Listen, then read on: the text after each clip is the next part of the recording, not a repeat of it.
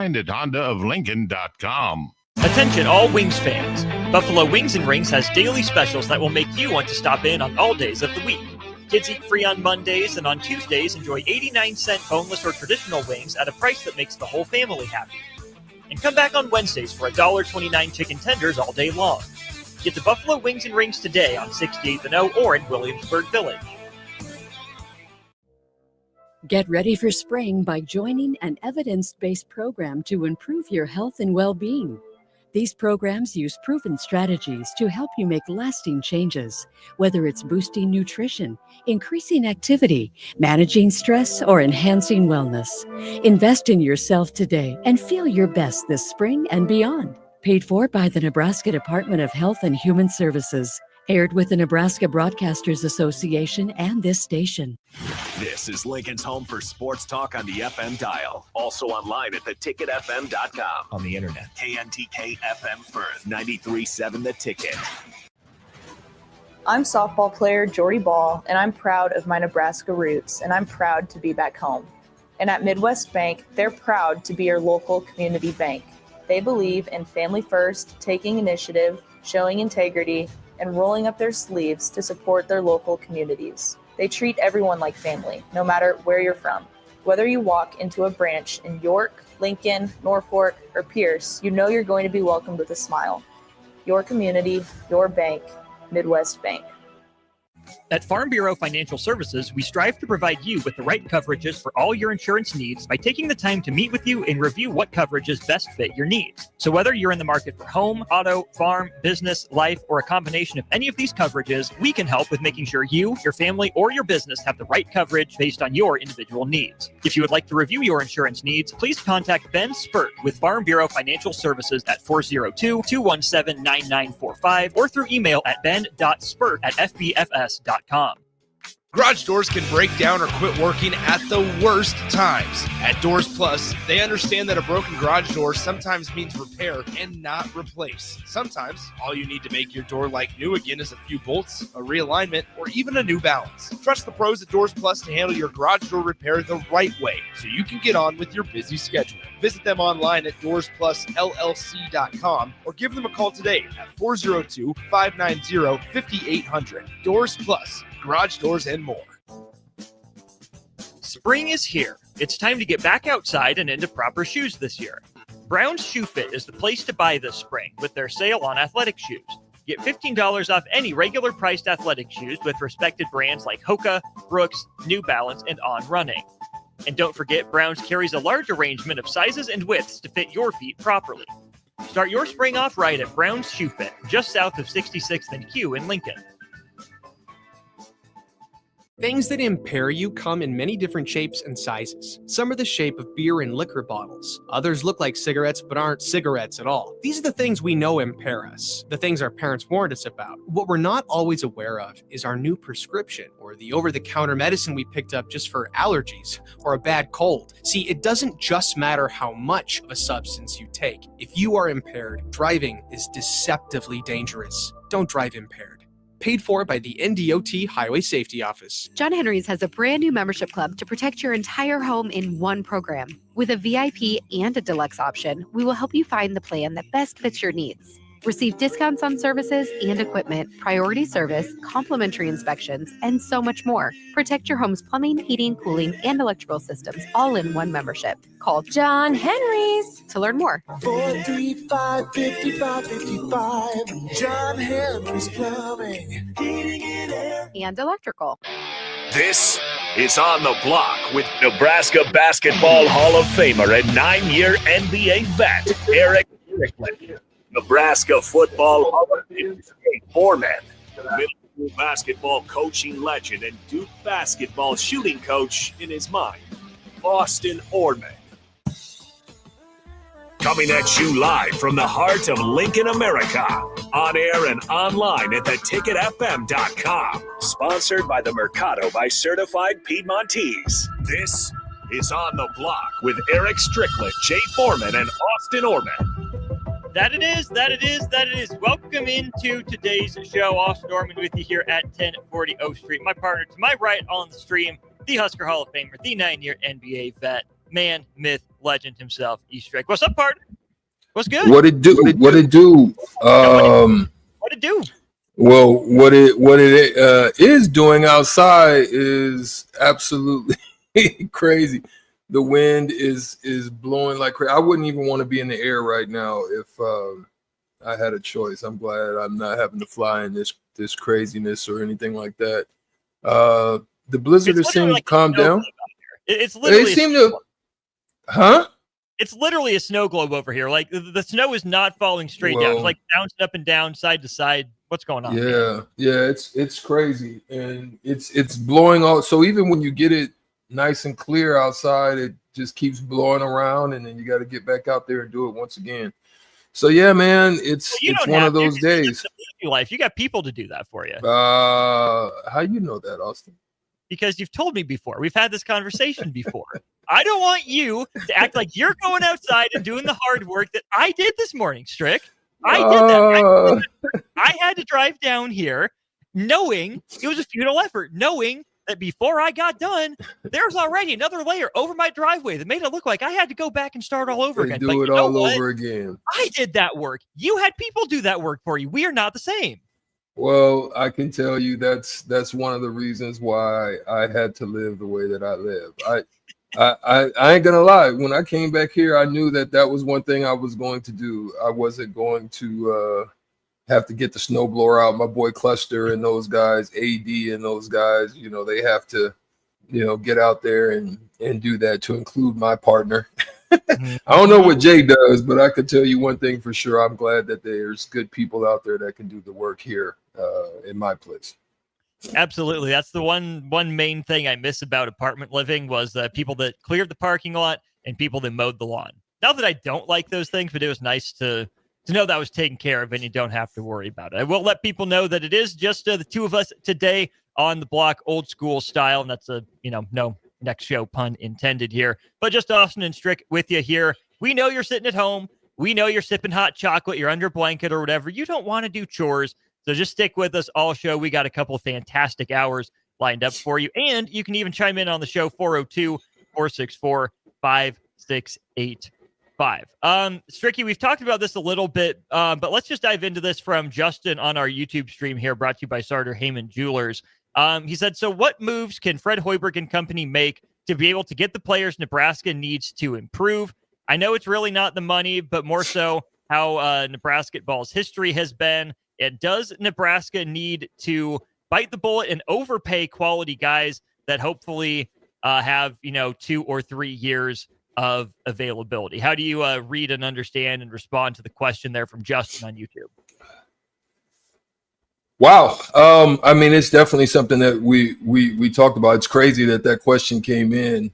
It's like Justin's been reading and looking into has somehow telepathically or he's the X-Man, whatever the X-Man is, that has the ability, Professor X, that has the ability.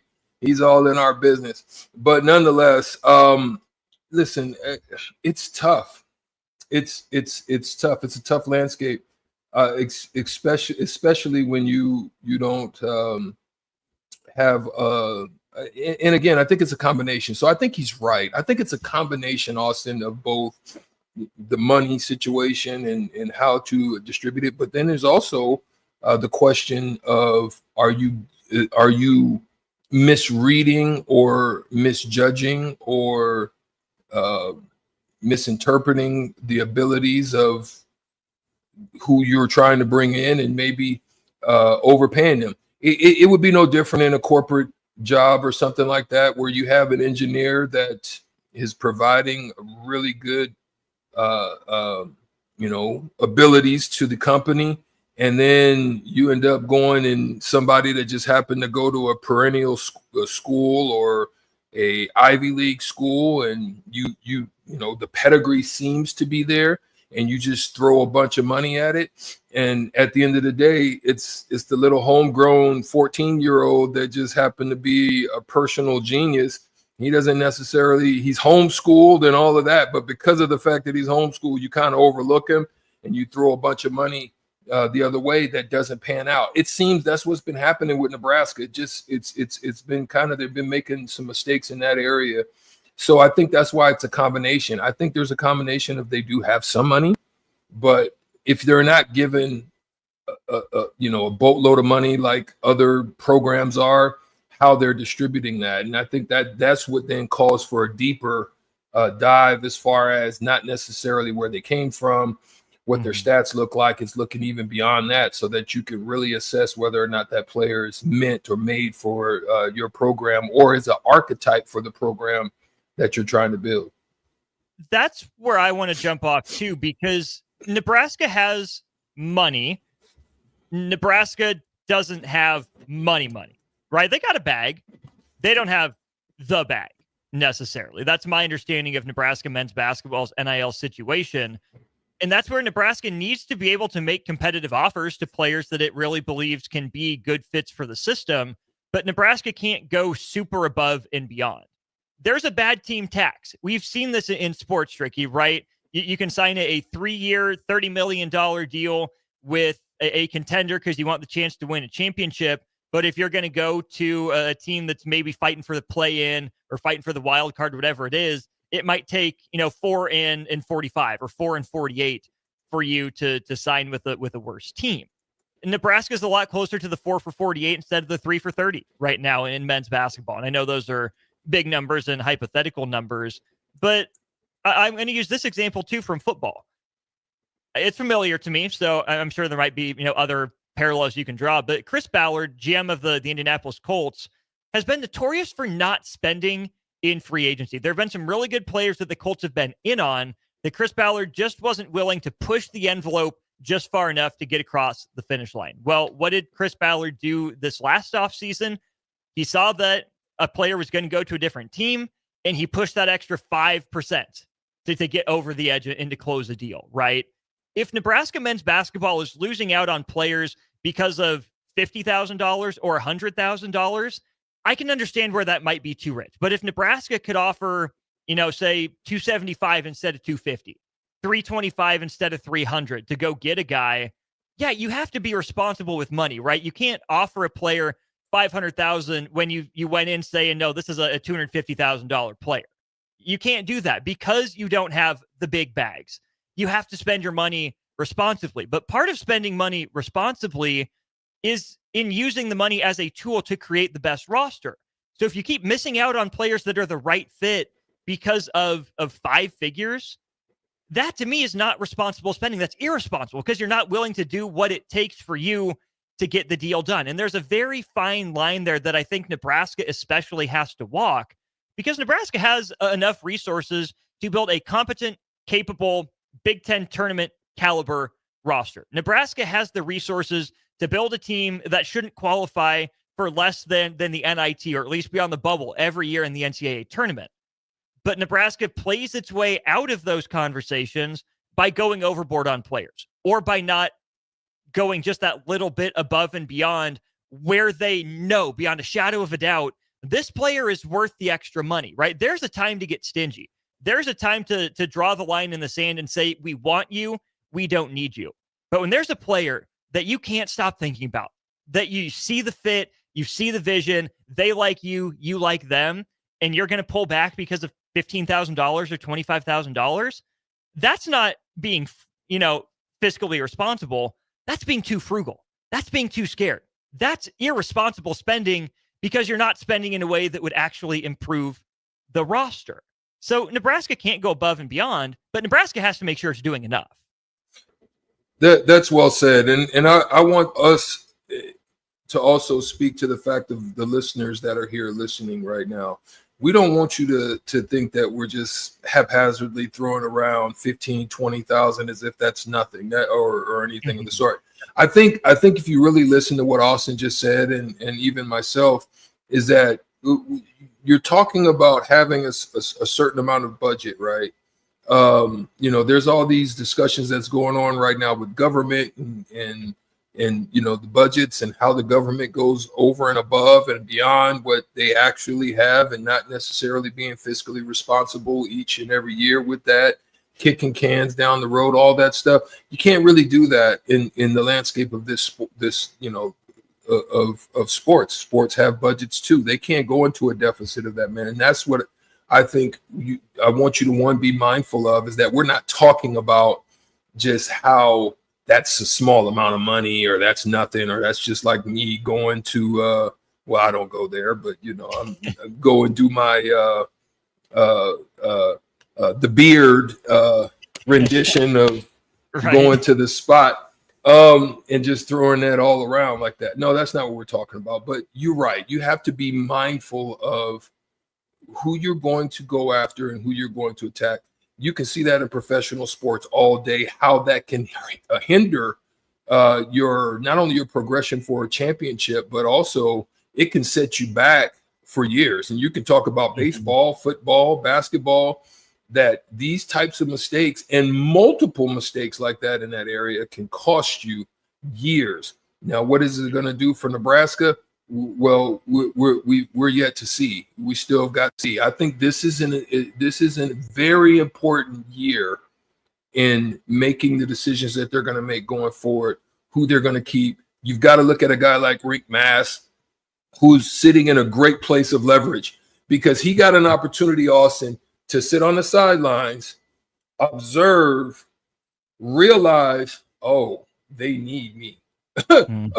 They need me. Oh, you just gave him that. I remember this, and I'm saying I'm going to give you a quick little NBA lesson. This happened. This set the NBA on a trajectory that it hasn't even stopped up to this point. And you're seeing it in football now. With Justin Jefferson and what's my guy at Cleveland from LSU, the wide receiver. Oh, gosh dang it, man! I hate when I do that. Talking to Jarvis Landry? No, you got T. Higgins and what's the other one? Oh, Cincinnati. Chase, Cincinnati. That's what I meant. My bad. Cincinnati. Yeah. So you're seeing that right now. Guys are looking at what they've done, what their numbers look like. And this happened in the NBA because Juwan Howard was given, like, at the time, the highest contract of not only power forwards, but anybody. So everybody that was a top perennial player at that time was like, wait a minute, what? Oh, shoot. KG, Chris Webber, all of them was like, shoot, let me touch that. And Rink Masters, I think, in that situation right now, because he sat and watched what Burukdengel did, what the bigs did, what the team did, could assess how the team could have fared even better if he had been there and been not a shell of himself, but what he had done prior. And he's got to be looking at that and saying, oh, you gave him that. Well, I need that plus. So now you've got to make a decision on a one-year player, whether or not you want to expand that or lose a linchpin in what made what you like about your team go. Mm-hmm. So those are decisions that they're going to have to make, and what they're bringing in, we're going to see if any of those are going to pan out. That we will. I do think it's important, too. I want to follow up on that, is that it's going to be really curious to see Rinkmast's mindset. That's a guy that I believe graduated or will graduate with his master's degree after this year, in something super smart person. So shout out to Rinkmast for that. If he wants to come back, he's going to find some classes to enroll in. Can you keep him interested enough academically to keep him from moving on? Is Rinkmast a guy that's motivated by the money? Stricky, you and I watched him 2 seasons ago now. That's a guy that can play basketball professionally. NBA, probably not the foot speed or quite the skill level, but that's a guy that can go back home and make some money, that could go to Spain, could go to France, whatever, and play professionally for a while before he settles down. So Nebraska might have to be competing with that level of investment. So it's all going to be, I think, about what Rinkmast wants to do, how he sees his future, and just how cutthroat and ruthless he is, right? Because on the one hand, we want to see athletes be smart about money. And just like being smart about money isn't, taking that first paycheck and spending it on a Bugatti or whatever. Part of being smart, too, is knowing your value, knowing your leverage, knowing your worth. And there's a difference between that and extortion, right? Because I don't think if Rinkmast is holding out for a better offer from Nebraska, that makes him a bad person. That doesn't make him a con artist or anything for trying to get more out of Nebraska. No, it's just business savvy.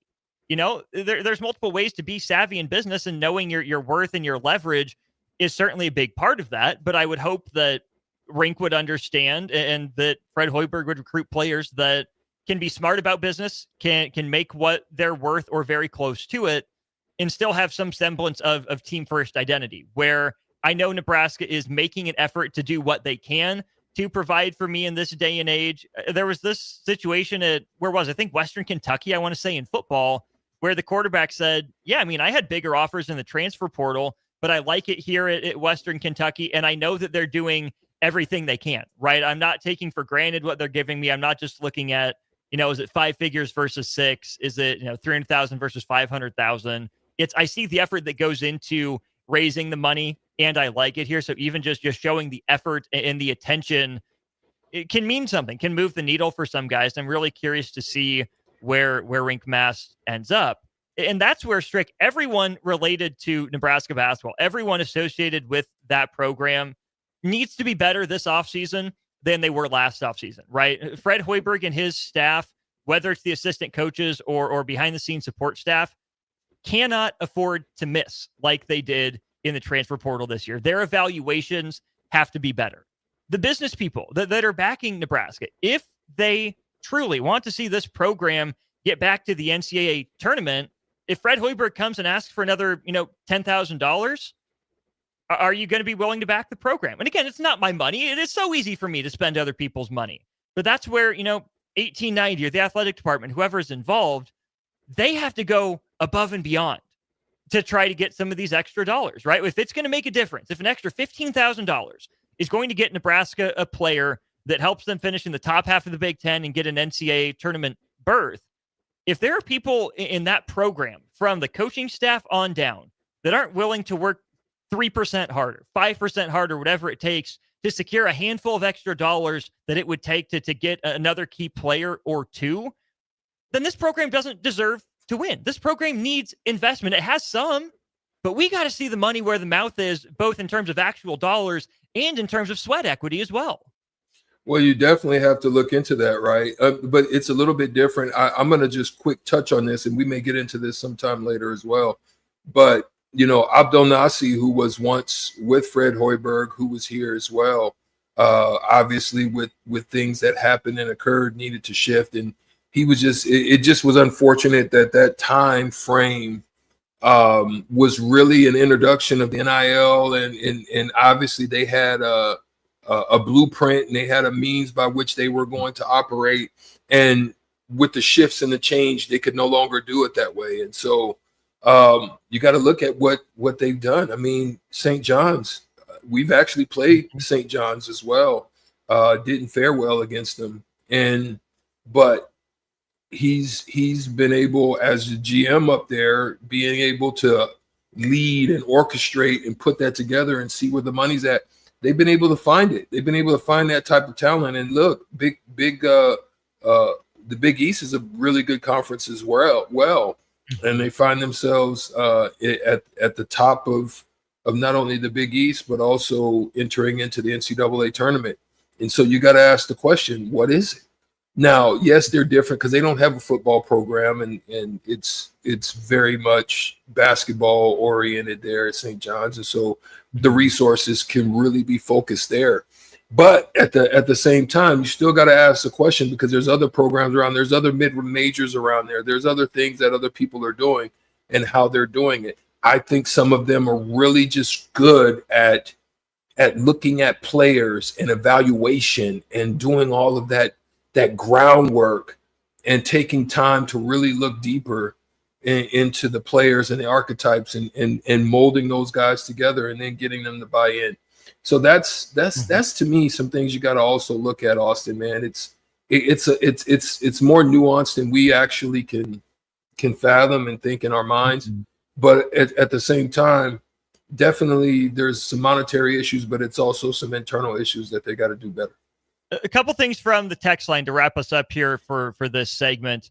Old Dad 34 says, since Omaha made the dance, I get it, lower conference, but why not Nebraska? Strick, this is where I think Nebraska is in such a weird spot, especially right now, is because Nebraska is a little fish in a big pond to some degree, right? Nebraska isn't as little of a fish as I think it views itself as sometimes, right? Like Nebraska should be able to snap up some other little fish, right? Nebraska should be some level of a predator in men's college basketball, but it's not the top of the food chain by any means.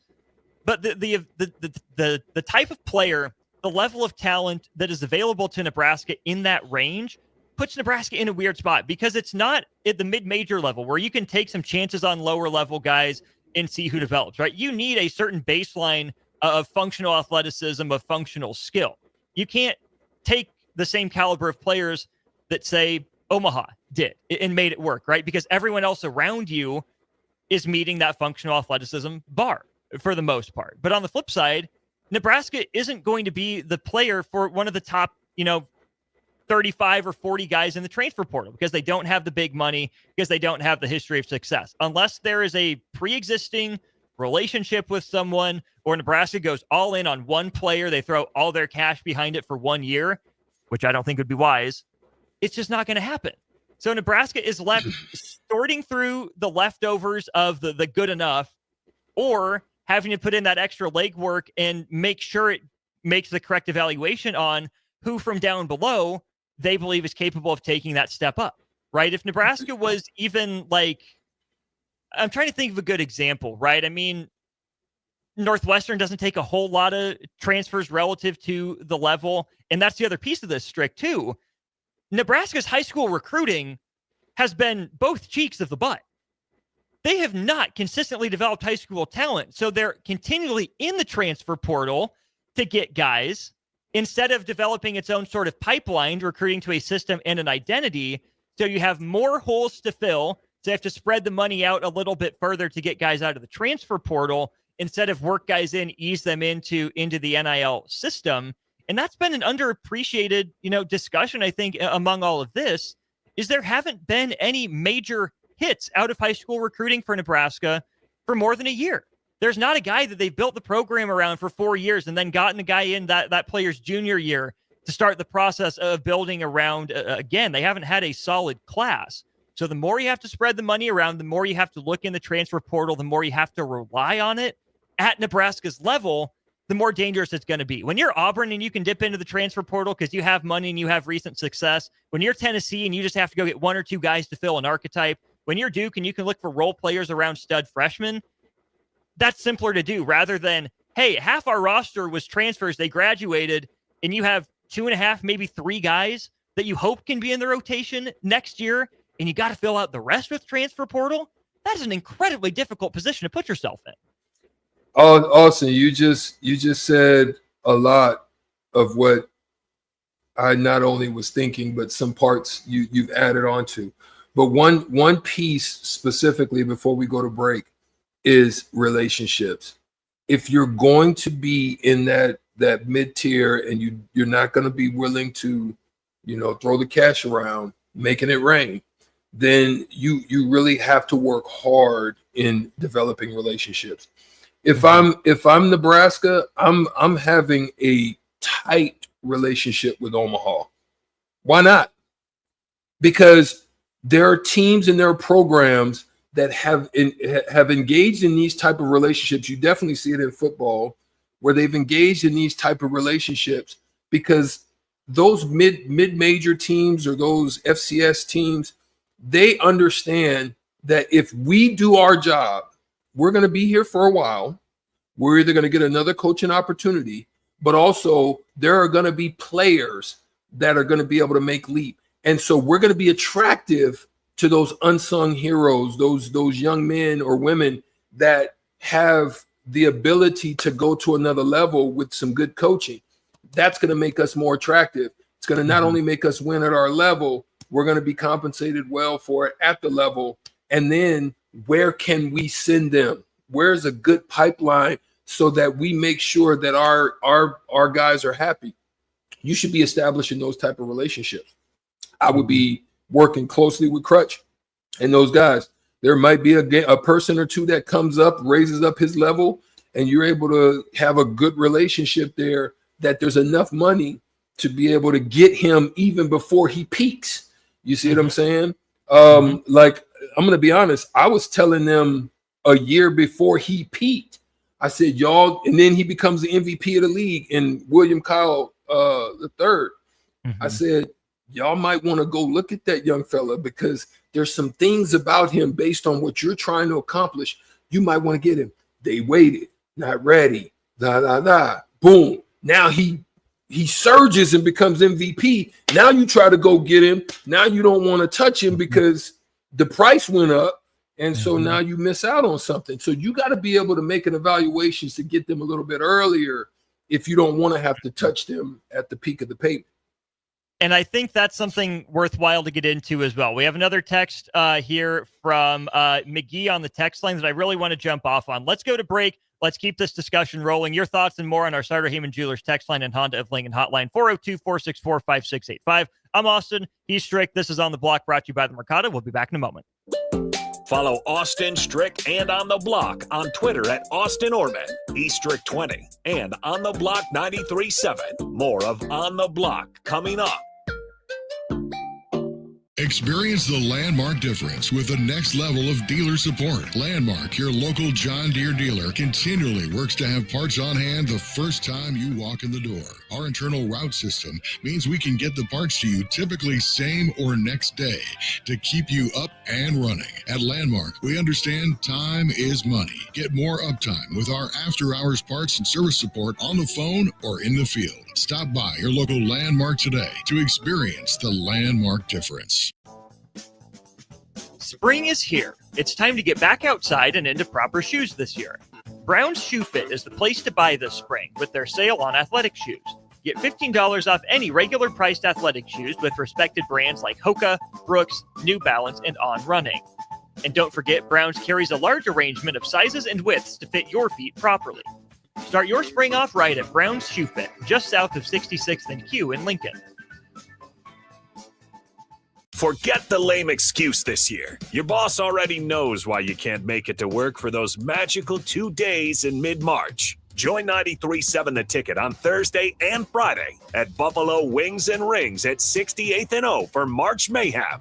Come early on Thursday and get a ping pong ball with a lucky team on it. And stay all day for prizes throughout and buzzer beater upsets. It's March Mayhem with 93.7 The Ticket for the NCAA tournament at Buffalo Wings and Rings, 68th and O. If you're in Seward or Milford, listen up. Select Plumbing is now servicing your area with no trip charges from Lincoln. Select Plumbing works on a variety of issues for your home and business, including general plumbing, water heaters, faucet fixture repair, underground sewer and water repairs, backflow testing, and more. Keep your property free from leaks and other issues. Call today for a free estimate at 402-560-6197. It's not just Lincoln, Waverly, and the surrounding area anymore. It's also Seward and Milford with no trip charges. Contact Select Plumbing to inquire at 402-560-6197. What's going on, fans? This is Lexi Rodriguez, four-time All-American at Nebraska and now proud member of Omaha's newest professional team, Love Omaha Volleyball. League One Volleyball is bringing the heat this year. Don't miss your chance to see Olympians, national players, and national champions right here in Omaha from now through April. We can't wait to see you cheering us on in the stands. Visit lovboma.com to buy single match tickets to see me and Love Omaha Volleyball in action this season. Go Big Green! At Farm Bureau Financial Services, we strive to provide you with the right coverages for all your insurance needs by taking the time to meet with you and review what coverages best fit your needs. So whether you're in the market for home, auto, farm, business, life, or a combination of any of these coverages, we can help with making sure you, your family, or your business have the right coverage based on your individual needs. If you would like to review your insurance needs, please contact Ben Spurt with Farm Bureau Financial Services at 402-217-9945 or through email at ben.spurt@fbfs.com. Imagine a healthier, more active, physically fit version of yourself. If you've been putting off getting into shape, now is the time with the Farrell's Extreme Body Shaping 10-Week Challenge.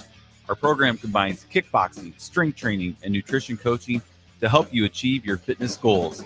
And ticket listeners, you can get $150 off your enrollment. The next 10-week challenge begins on April 12th. You can get all the info at fxblincoln.com.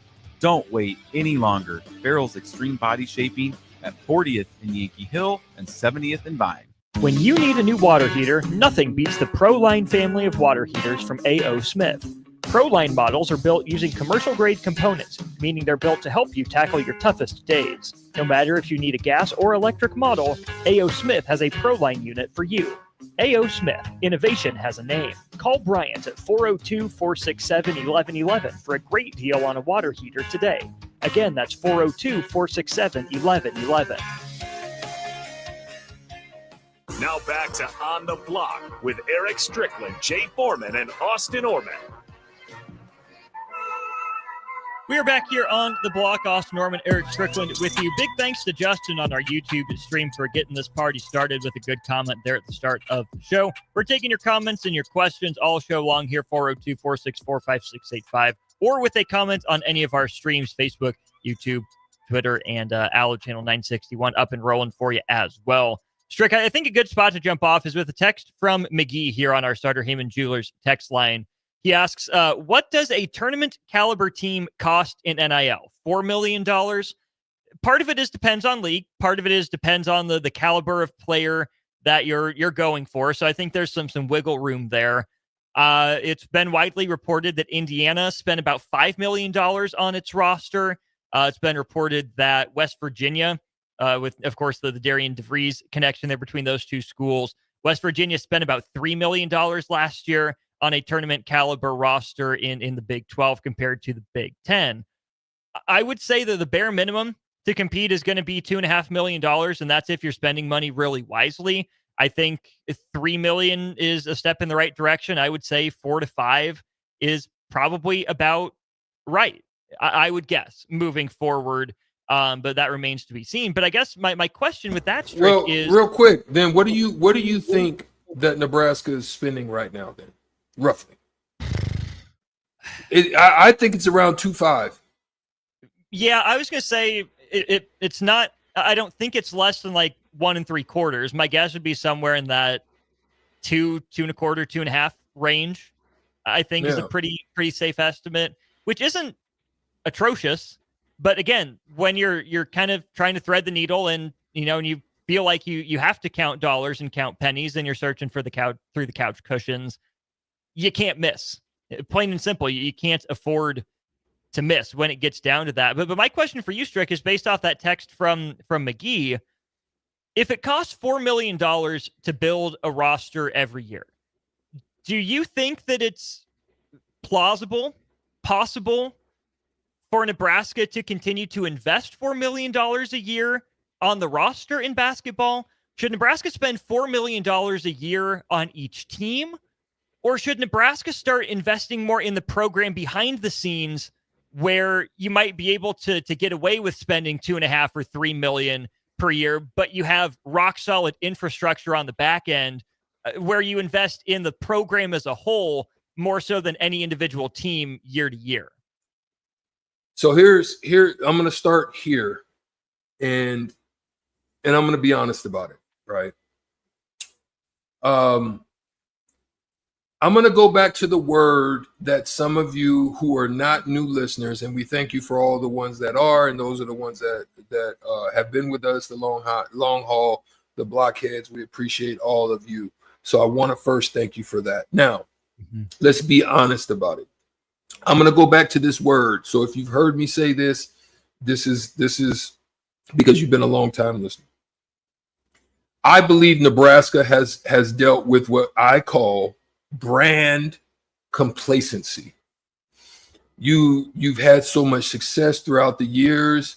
What made you great, and the way that I use this is I talk about your Netflix, I talk about your Kmarts, I talk about these, not Netflix, but Blockbuster. I talk about all of these great brands that had innovative ideas that popped on the scene and had great success.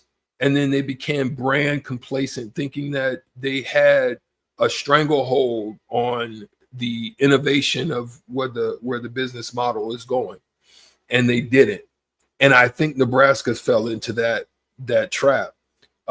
Because you can look up in that stadium and see 300, I don't even know what the number is now, 355, almost 400 consecutive games. That means your stadium is full. That means your coffers are packed. That means, look, you need more coffers, but yet you're unwilling to open up liquor licenses, and you there's so many ways, but you're just so stuck in what the brand is, that it's hindered you some, right? Mm-hmm. So now you find yourself in a situation where I've had discussions with people. I've talked with people within 93.7 The Ticket who have some great insight and relationships. And there's money, Austin. Let me just say that. They're sitting on bank. If you want to dig into it, you can look at the financials. There's a ways to go and do that. I'm not neither here, but just trust and believe. I've seen and I know that there's money, plenty of money. So it's a matter of how come they're not using it correctly? So that's why you got to follow me. Brand complacency. You're so stuck on just thinking people want to and they just love, and yes, they do. All of that's true, but at the same time, it's created a mediocrity of your desire to be at the top of what college sports are and have gone to. You know what I mean? Like if they really wanted it, they could do it. And this is where I tie in government with what possibly is happening with Nebraska. You look around the government now, you look around and there's a lot of pork. There's a lot of fat. You know what I'm saying? There's a lot. You have to ask money. You go and look at the doggone Austin. You go and look at the Pentagon budget, and just billions just disappear. There's no accounting of where it's going. They're sitting on it. So where is it going? It's going into the pockets of sidebar deals and bureaucrats. Let's just be real. Money just don't disappear out of thin air. There's usually a place to where it goes. So I have to ask the question, is Nebraska sitting on it? Are they just holding it? Are they just kind of waiting for a rainy day? Or is it siphoning off to pay off? And I'm only asking a question because there's money available. You see what I'm saying? Mm-hmm. Do they just want to stay mediocre, or do they want to go to the next level? That's the decision that they're going to have to make. You see what I'm saying? Because you can get fat off the Big Ten deal, off the money deal, off the TV deals, off all these deals. You keep getting fat. But if you don't put back into the business, it's going to falter and fail. That's just my thought of the day in this cold, snowy, blizzardy day. And that's where I'd be curious to talk to people who have some control over the purse strings, that are either, the ones taken out to spend or not spend, or the ones that are putting in as donors. Because, Strick, I think that obviously there's going to need to be some level of year-to-year investment in each team. But if Nebraska wants to get the program off the ground, it might take some more big picture investment, right? Not just spending, not just writing a check and saying, yep, go pay for this, or yep, here's player X, Y, and Z. But I would be curious to know, for the people that are financially supporting Nebraska basketball, do they view it as an investment, right? Something that you put money into to see it grow in the longer term? Is it an investment or is it an expenditure? I think there's a big difference there too, because if these people just view it as an expenditure, go spend all of this money this year, make sure your team is as good this year as possible, years like this last year will happen without some level of investment behind the scenes. I would still like to see Nebraska show that commitment to the big picture, right? And yes, there's no reason that Nebraska should have turned around and finished 1-6 to end the year, right? That was bad. But Nebraska still went above 500, which this program hasn't always done for the better part of the last decade necessarily.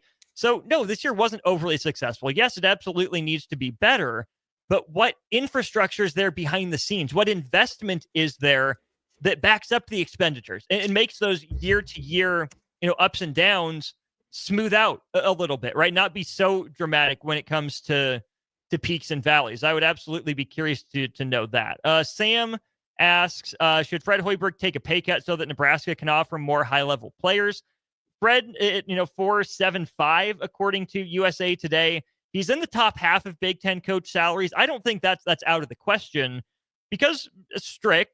I still think Fred Hoiberg's a good coach, and if you ask him to take a pay cut, that's a slap in the face. The guy that was the Big Ten Coach of the Year that led you to your first NCAA tournament appearance in a decade. You don't ask him to take a pay cut. Maybe you ask him to restructure. Maybe you do the Jim Harbaugh thing like Michigan did and make it more incentive-driven. But a guy that has the experience and the success that the Fred Hoiberg does might not want that. And then guess what? His agent starts calling around, and it's easier to poach. The less the base salary is, the less the buyout is. And again, this is all just completely random, hypothetical speculation on the big picture sense. I'm just saying you could replace that with any coach in a similar position to Fred Hoiberg. The more that salary number drops, the more that buyout number drops, the more another big program is going to, another program in a similar position is going to look to poach where they will pay him that, right? The market says this is what Fred Hoiberg's worth. I think he's still worth it. I don't think that it's a bad question to ask. I just don't necessarily think that it's necessarily plausible.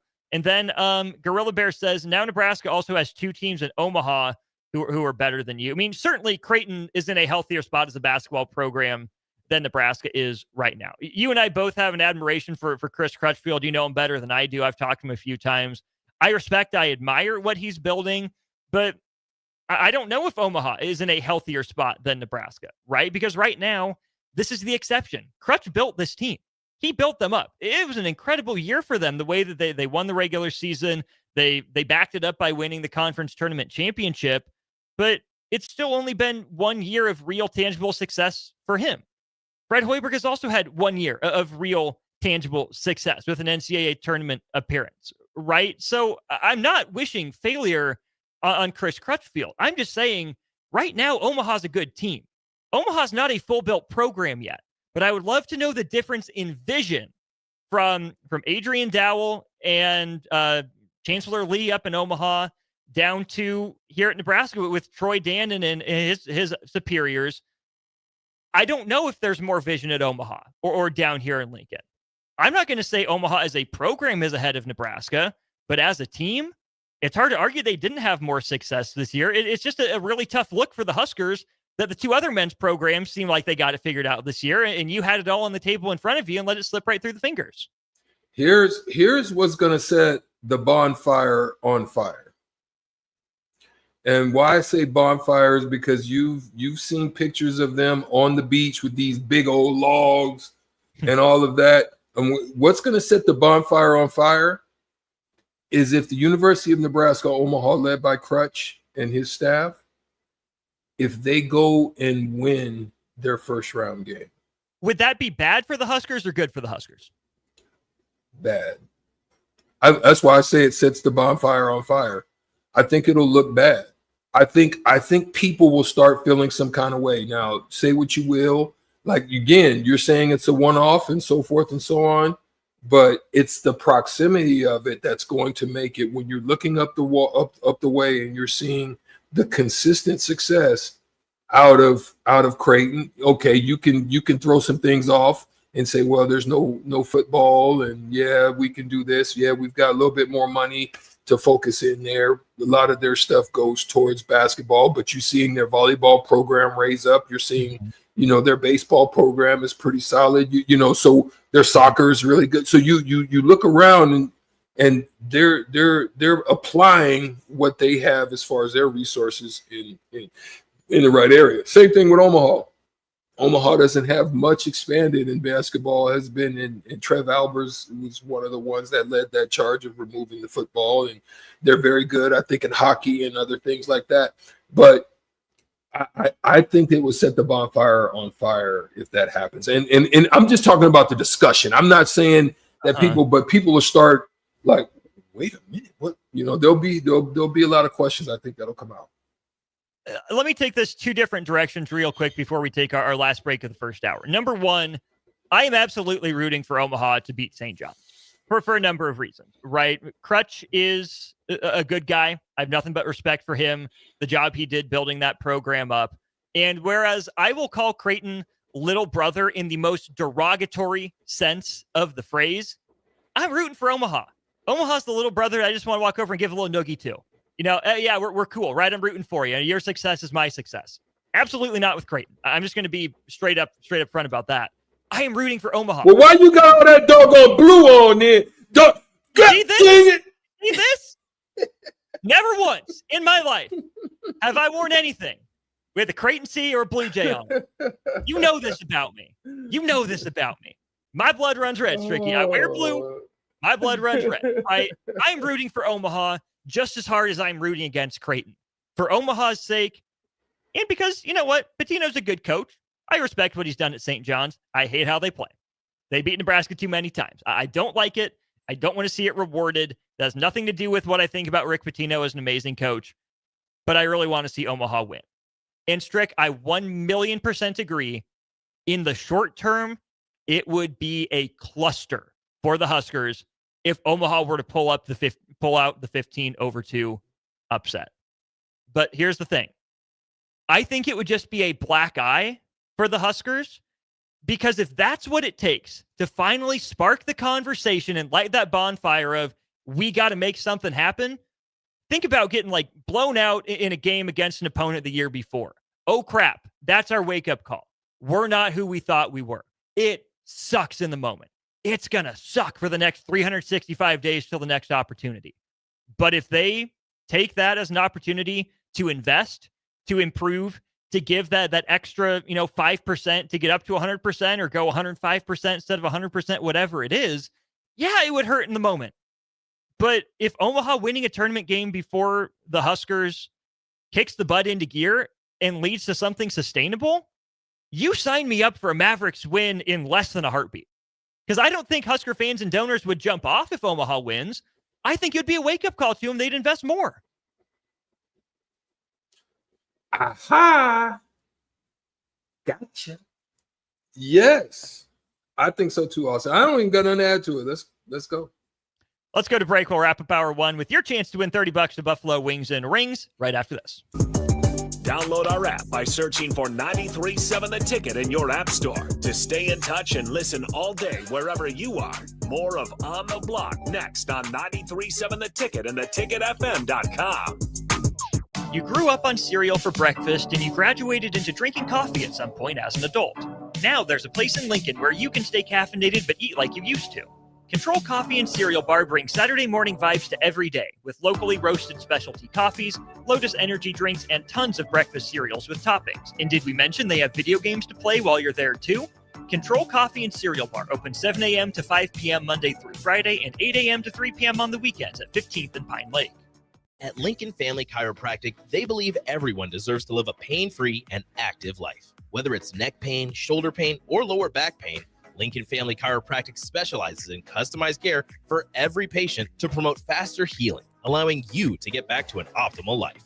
Lincoln Family Chiropractic's team specializes in treatments such as dry needling, cupping therapy, and traditional adjustments. Give Lincoln Family Chiropractic a call today, 402-484-5166. Visit them online at lincolnfamilychiro.com or in person, 1 block south of 70th and 8th Street in Lincoln. Perch Merch is your one-stop shop for all your printing and promotional needs in Lincoln, Nebraska. They specialize in screen printing, embroidery, vehicle wraps, window wraps, print collateral, promotional products, and signage. At Perch Merch, they are committed to delivering high-quality products and exceptional customer service. Their experienced team of designers and printing professionals will work with you every step of the way to ensure that your vision is realized. Call for a quote today at 402-217-5212 or go to perch-merch.com.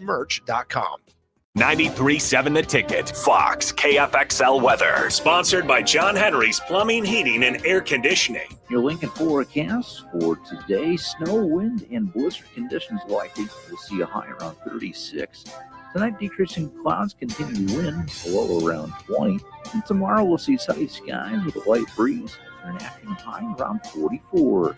I'm meteorologist Kyle Fletcher for 93.7 The Ticket and theticketfm.com.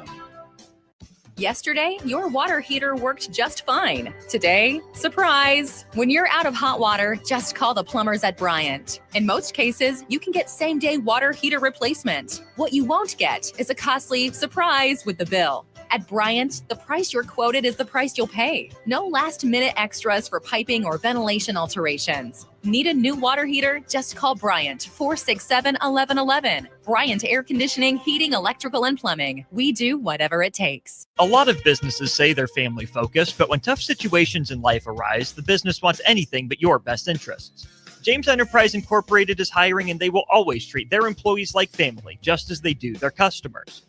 James Enterprise Incorporated is hiring Class A and B CDL drivers, a shop tech, and a diesel mechanic. If you're looking for a career with a company that goes above and beyond to value you and your family, apply today at jamesenterpriseinc.com or call 402-432-6740. Now back to On the Block with Eric Strickland, Jay Foreman, and Austin Orman.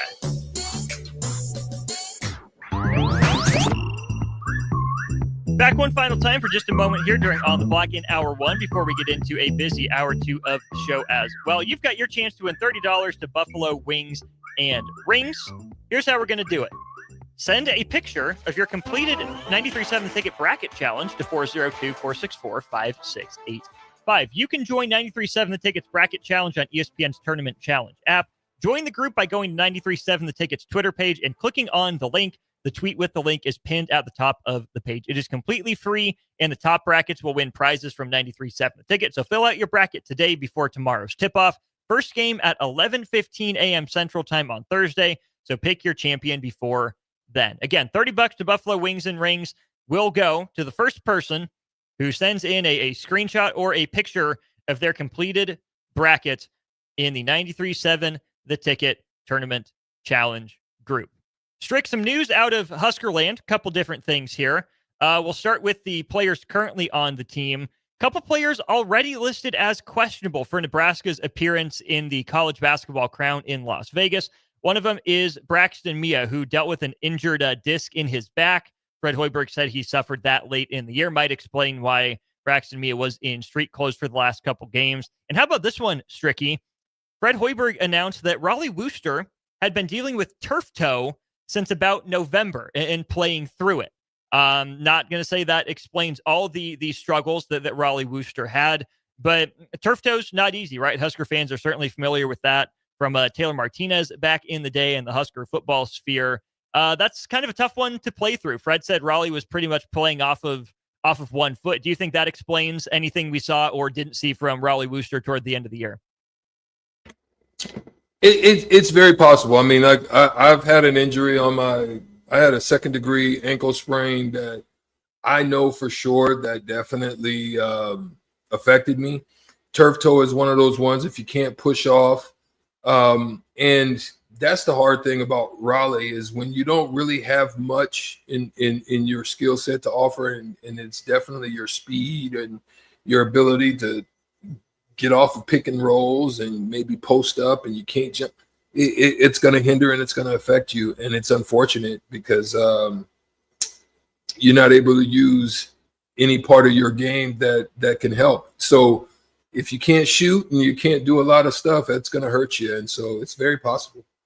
According to the article from Robin Washington here that I'm reading from On3 covering Husker basketball for Husker Online, Fred Hoiberg said, I really commend Raleigh for fighting through a pretty significant injury to his foot, a bad case of turf toe, which he got right at the end of November. It's hard to go out there and play on one foot. Raleigh's a warrior for what he did to compete through that injury. I give the kid a lot of credit for that. But then, Strick, the paragraph right before that says this. As a result of the recent diagnosis, Wooster's availability is now in question for the upcoming college basketball crown in Las Vegas. Wooster can continue to play through the injury or undergo a procedure that would sideline him for at least a month. Again, not saying it would have made a difference down the stretch, but given how the season finished for Nebraska, what if Raleigh Wooster gets that surgery, gets that procedure, he misses the month of December and early January, but he's back for mid-January into February and then March. Maybe that makes a difference for Husker basketball. Maybe it doesn't, but you just hope Raleigh Wooster made the right decision for him and ultimately for Nebraska with that one. Yeah, you hear that noise. It's my microwave. I got coffee in there. But that's why I was trying to mute it. But yeah, it's going to be look, they have a depth problem. So him not being able to be there, then you're going to probably have to rely more on Aaron Eulis. I think Aaron Eulis is or Sam. I think Aaron has the ability to push tempo, but it just seems like, again, when you're talking about your roster and you're talking about your personnel, when you don't have certain guys that fit within the style that you want to play, you've got to create a style for them to have success. So when they're in there, we've got to push tempo. We've got to be in the secondary offense stuff, because Eulis in a half-court offense is ineffective for you. Ineffective, right? Unless you're going to get certain sets and run them specifically in certain areas, which is usually that corner, that right where the arc and the side 3-point line, from there down, and you're able to kind of get him into that. I speak about the little general. I speak about what San Antonio. That's why Pop's a great coach. He understood that, teams are going to scheme and they're going to play a certain way. So he had certain actions. A lot of times it was what we call a horns action, where he runs off of a high screen. You got two great choices there. Take your pick and dive whichever one. They're both going to be effective, and both are capable of popping, and David Robinson as well as Tim Duncan. And then you're going to take that guard just a little bit off, knowing that you're not trying to turn a corner, but you can if he gets lazy and he doesn't get over the screen. But guess what they're going to do? They're going to go under. They're daring you. They're daring you to shoot that. Okay, cool. So, but you go under. Now you've got space, and then there's a rescreen, and that screener takes a couple steps down. Now he comes. Now when Little General or Avery Johnson comes off of that second rescreen, you got to make a decision as a big. There's going to be a short pop to either Robinson or Duncan, who is capable of doing what? Backboard central. You know what I'm saying? Going to the bank and taking out of the ATM. They both that's what they work on. Or Little General turns, he can get deep, he can get into floaters, or he's capable of hitting that short midi, and so that's how they would beat you. You didn't ever see that really out of Nebraska, and when you did see it, guess what you saw? Lob City Mia dunk, turn, float, turn, layup, turn, fine. Every time I saw it, Austin, every time I saw that specific, how they got those particular guys down there in those areas, or we've seen layups at the rim miss, which we saw a lot of that, unfortunately. So that's some of the stuff they're going to have to figure out with those different personnel exchanges that they're going to have. The other little bit of Husker news is Josh Dix from Iowa enters the transfer portal. Nebraska listed in Grady Dick? Josh Dix. No, our girl Ellie is not around to sing the praises of Grady Dick. But Josh Dix, given a number of schools to watch from On3, including Alabama, Creighton, Illinois, Nebraska, Tennessee, and Iowa State. Certainly an interesting mix there for the guy who grew up just 10 miles east of Omaha, just on the other side of the river in western Iowa. We'll go to break here. When we get back, players that transferred out of Nebraska men's basketball. Stricky brought up this really fascinating conversation with me yesterday. Definitely worth bringing to the airwaves. Players who have transferred out of Nebraska since Fred Hoiberg got here, who made the right choice, who might have been best served by sticking around, and more when we get back to On the Block. Follow Austin Strick and On the Block on Twitter at Austin Orman, eStrick20, and On the Block 93.7. More of On the Block coming up. This is Lincoln's home for sports talk on the FM dial. Also online at theticketfm.com. On the internet, KNTK FM Firth, 93.7 The Ticket. Jack Russell of Farm Bureau Financial Services is here to help you protect things that are most important to you. Whether it's your home, your family, or your future, Jack Russell has the proven experience to get the job done while developing authentic relationships with you. Give Jack a call today at 402-4 421-9100. Again, that's 402-421-9100. Or visit one of his 2 locations in Lincoln or Seward and learn how you can excel in the complicated world of insurance. Jack Russell of Farm Bureau Financial Services, a trusted and well-respected representative since 1999. At Fairway Meat Market, you're family, and as part of the family, they want to save you money on your meat and groceries. Fairway has fresh cut meats, seafood, cheese, wine, and spirits, and a friendly staff that's always ready to help you find what you need. Stop by Fairway Meat Market today to plan your weekly meals in the Rockledge Square Shopping Center, just south of 84th and Van Dorn. Rain, snow, or shine, John Henry's is here to keep your home's plumbing systems working properly no matter what kind of weather Nebraska throws at us. From unclogging toilets and drains to installing new water heaters and water treatment systems, John Henry's is your plumbing expert in the Lincoln and Omaha communities. Visit us at calljh.com or call John Henry's. 435-5555. John Henry's Plumbing, Heating and Air. and electrical. Attention all Wings fans. Buffalo Wings and Rings has daily specials that will make you want to stop in on all days of the week. Kids eat free on Mondays, and on Tuesdays enjoy 89-cent boneless or traditional wings at a price that makes the whole family happy. And come back on Wednesdays for $1.29 chicken tenders all day long. Get to Buffalo Wings and Rings today on 68th and O or in Williamsburg Village. Wall to Wall Wine and Spirits is your place in North Lincoln to go for all your needs in wine, spirits, and beer. They also have a large variety of cigars in their walk-in humidor, and they have a top-notch walk-in temperature-controlled high-end wine room. Plus, you can enjoy free samples from their tasting bar. There's only one place to go for all your needs for spirits and cigars. That's Wall to Wall Wine and Spirits on North 27th Street in Lincoln.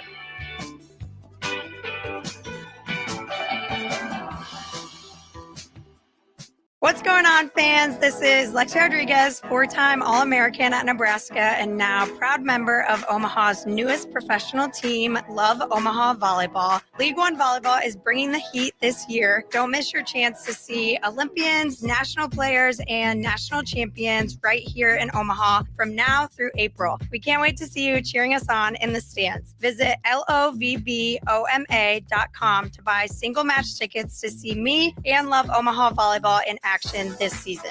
Go Big Green! Empower a child today with the Teammates Mentoring Program. Hope is only a conversation away when you choose to share your talent, time, and heart with a child. Together, you can build a relationship based on strengths and chart a brighter future, 1 week at a time. Find out how you can be a mentor by visiting LincolnTeammates.org. Become what you needed as a kid by joining the Teammates Mentoring Program today. Load up on meat and more this spring at the Mercado by Certified Piedmontese. This week's special through April 1st is $1 off all pasta, $2 off spaghetti sauce, and special discounts on hamburgers. Locations at 84th and Havelock, 30th and Yankee Hill, and now 85th and Old Cheney in Lincoln, or also at 168th and Maple Streets in Omaha. Get to the Mercado today for the best meat in town. This is On the Block with Nebraska Basketball Hall of Famer and 9-year NBA vet, Eric Strickland. Nebraska Football Hall of Famer, Jay Foreman.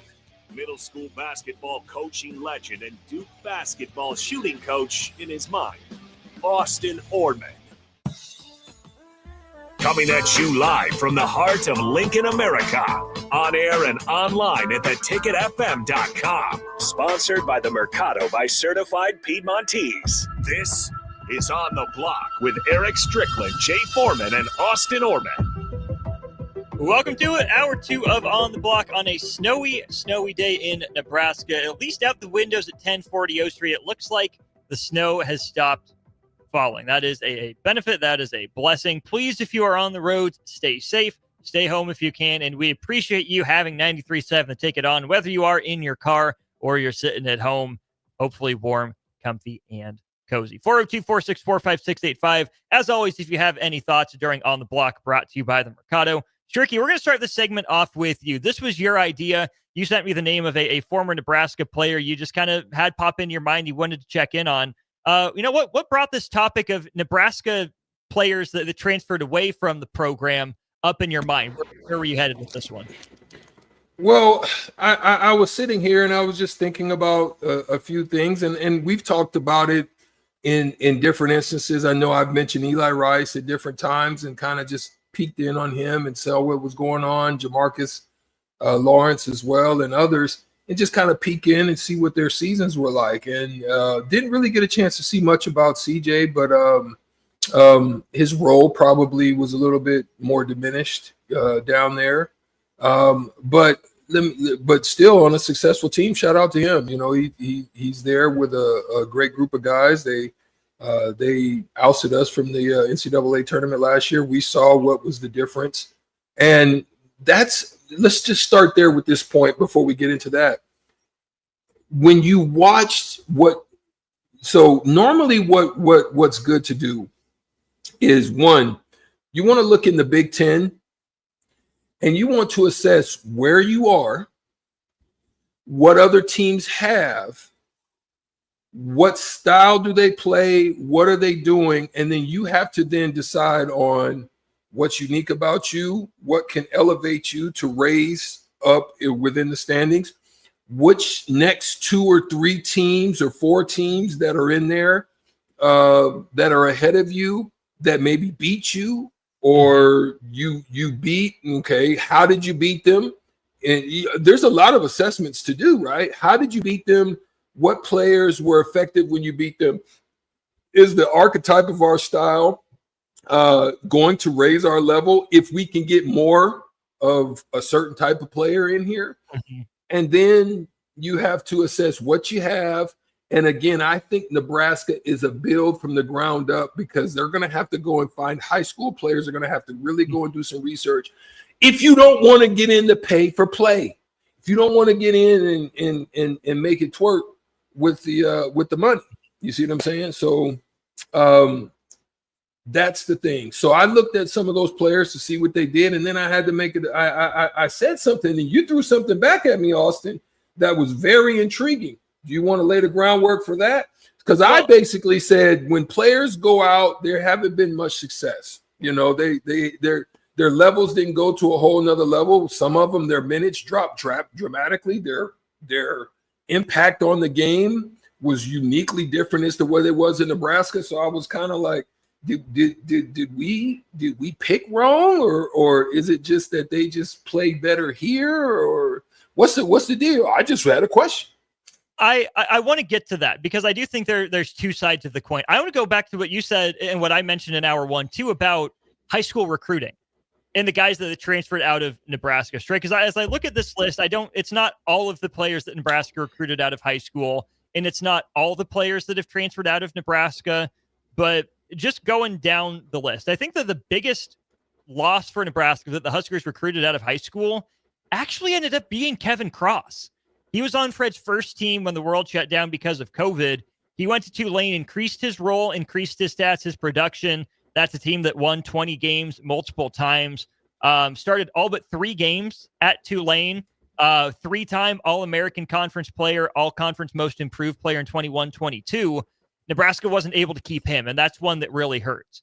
You look at Eli Rice. Jury is still out. Eli Rice played less at Penn State than he did at Nebraska, and that's another team that missed the Big Ten tournament.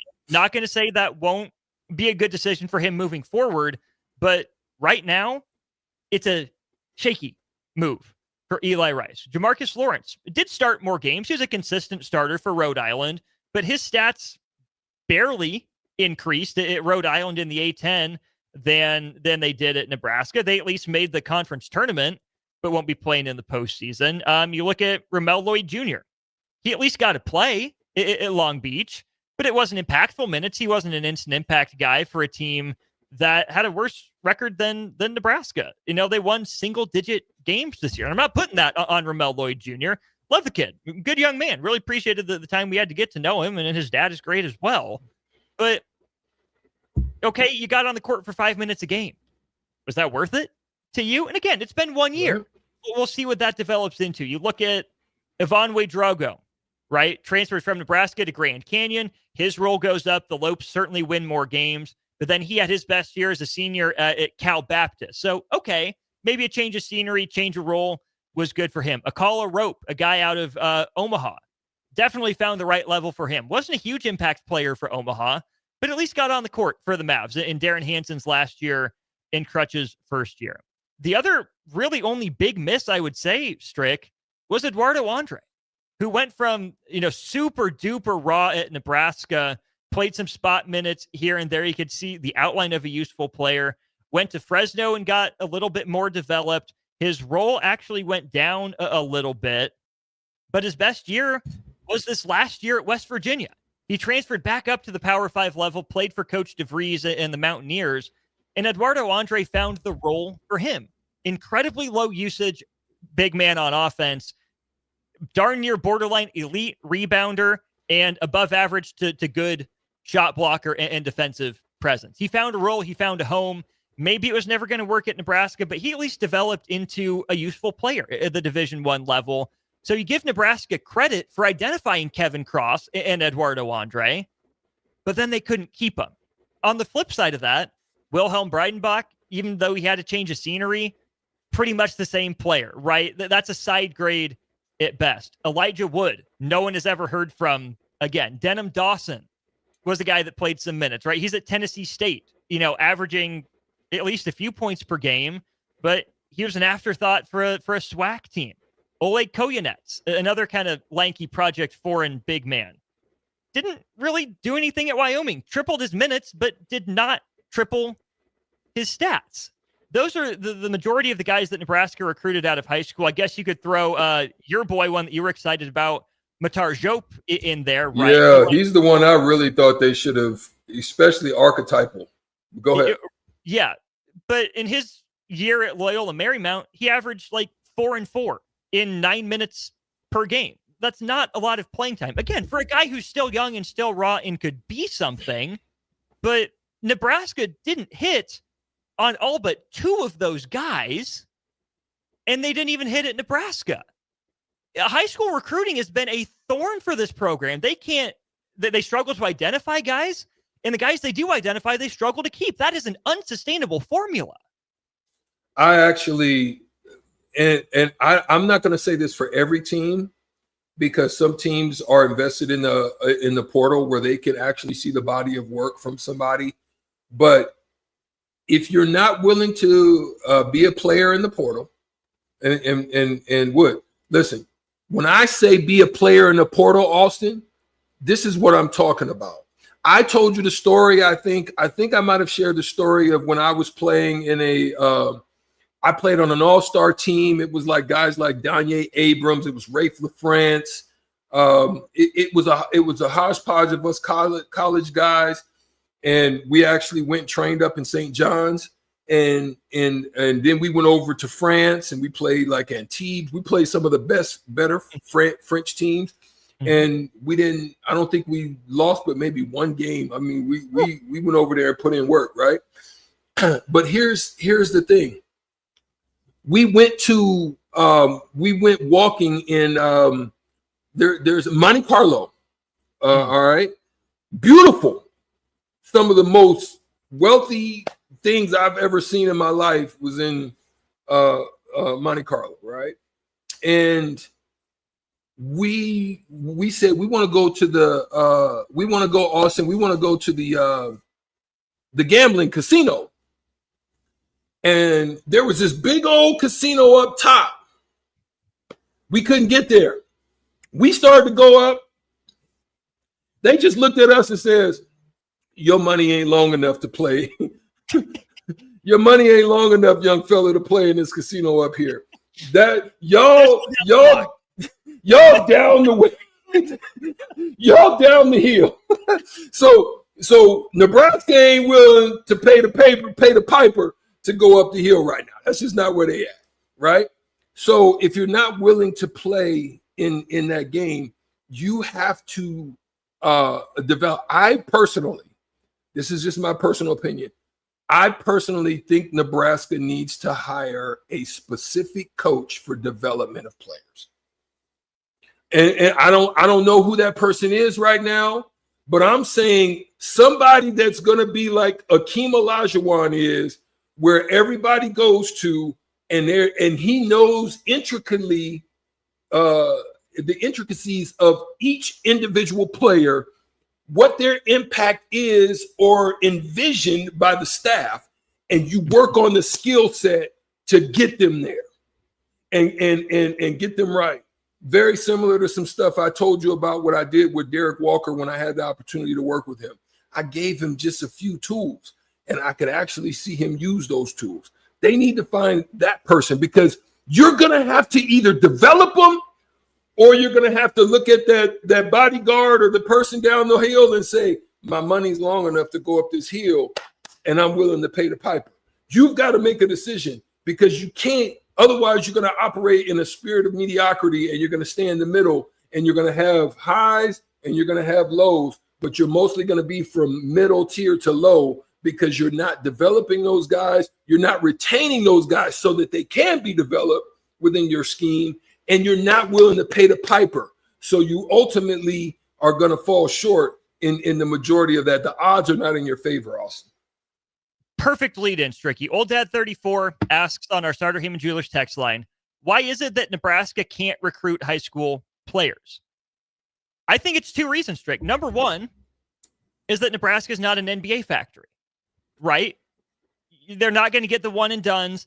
They're not going to get many, if any, top 100 guys, because they haven't consistently put guys in the league. That's one aspect of it. But okay, not every program puts guys in the league, but they can still recruit. Which schools are those?